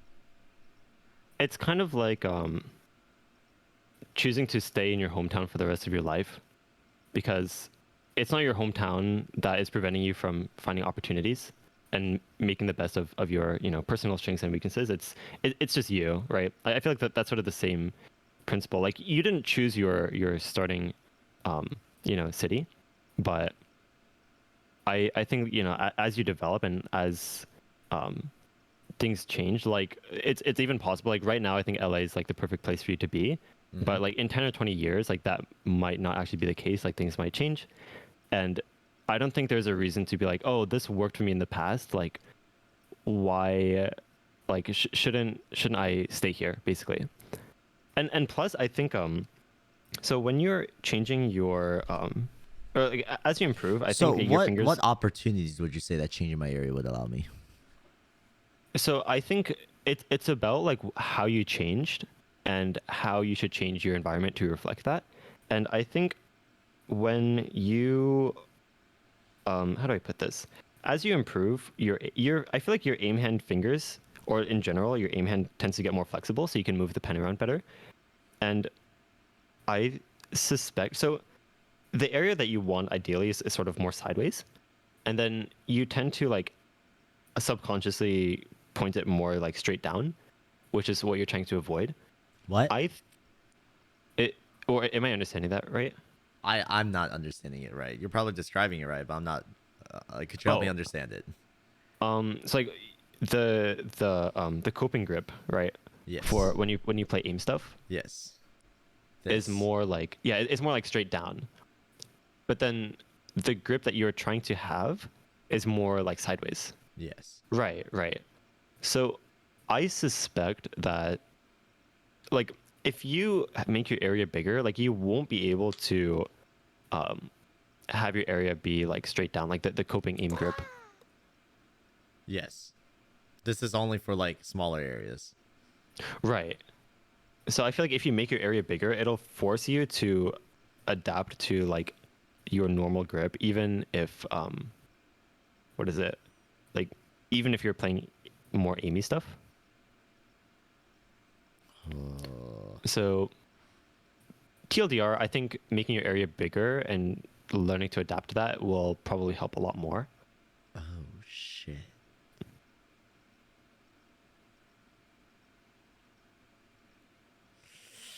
Ooh, this is scary territory, man. It's not as scary as you're making it out to seem. A new area. Just think of all the opportunities, man. A brand It's just like moving from Virginia to LA. That's sort of how I think about it. Like, it's not like you're committing the rest of your life to this new area. And if you don't like it, then worst case you can either go back or try something else.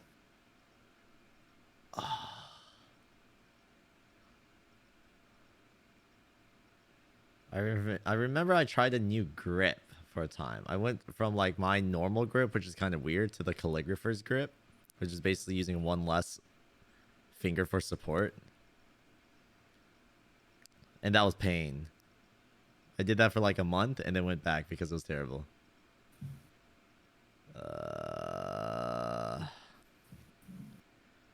But you feel like that would be my best shot of fixing it outside of anything else?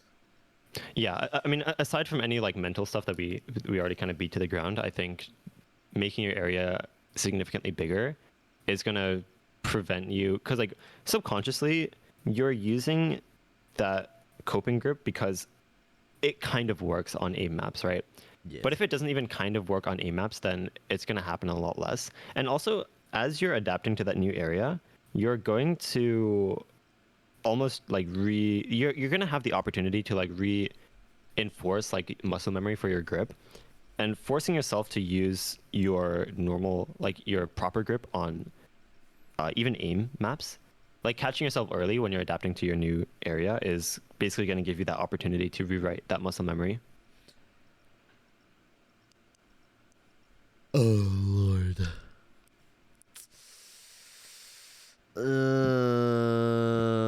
Plus, you get the improvement arc story. That is a 1 out of 10 video. Think about it. I will consider it. Okay, but I think that the biggest things are letting expectations sort of lead you, and making your area bigger so that your bad subconscious grips can't start happening, basically.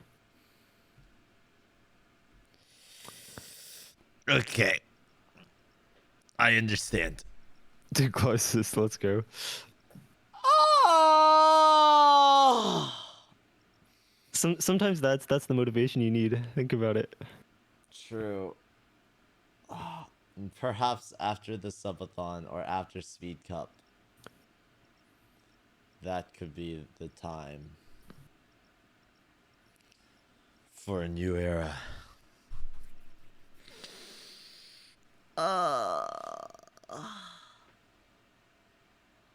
How do people even use full area? That shit is just so fucking janky, bro.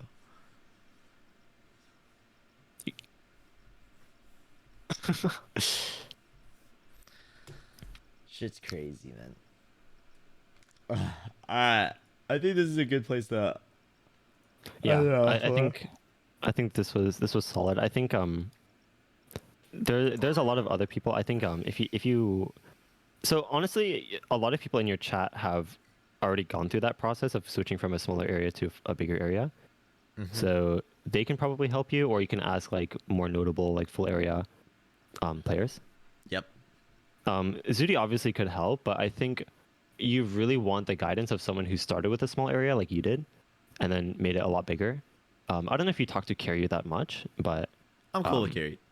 right. You could probably hit him up and sort of try to get some wisdom from him, but yeah. Sounds good. I will investigate. Let's go. right.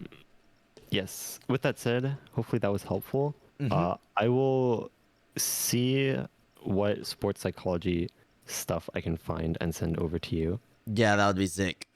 Let's go. Oh fuck! I rubbed my eyes with my fingers that touched the beef jerky.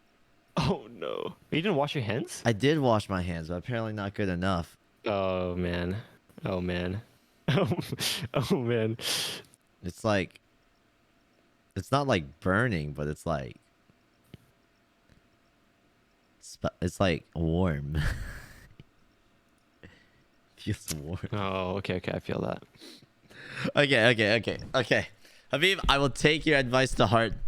If you could do me a solid, just so I don't forget this overnight. And any of like the core concepts you want me to focus on, please like send them in like a DM to me. And Oh, any yes. other resources that you have. Yeah. So the notepad file I have right now is very like scattered thoughts. I'll try to organize it a bit and then I'll send it in DM. Very epic. Let's go. All right. Thanks, Ed. Thank you, Habab. Yes, and thanks everyone for tuning in and watching, giving your inputs. I think the real one in this stream is the people watching. That's true.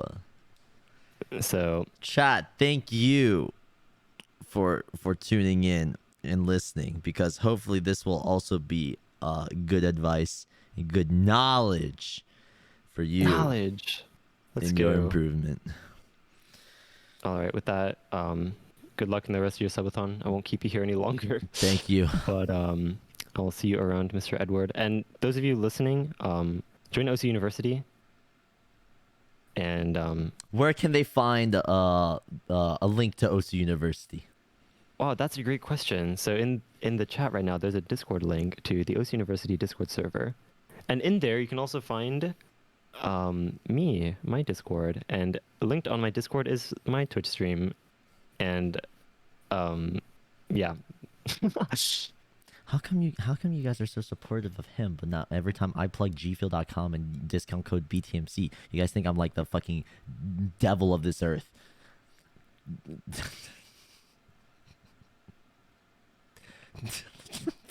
What the fuck? I like how your chat always collectively knows the correct response to whatever you say. Yeah, it's like it's the hive mind. It's not even the hive mind. They've like combined. It's like a they've combined their IQ together. Oh yeah, They have like astronomical IQ. yeah. We have a command for that. Exclamation point IQ. Wait, what happened to it? Yeah, there it is. No. Okay, all right. You guys, real talk. Your chat is actually. Okay, chat is, you guys are smarter than you think. I'll say that much. But with that, thanks again, Ed, for doing this. Yep. And good luck in your subathon. And I will see you around. Yes, sir. All right. Bye, Beeb. See ya.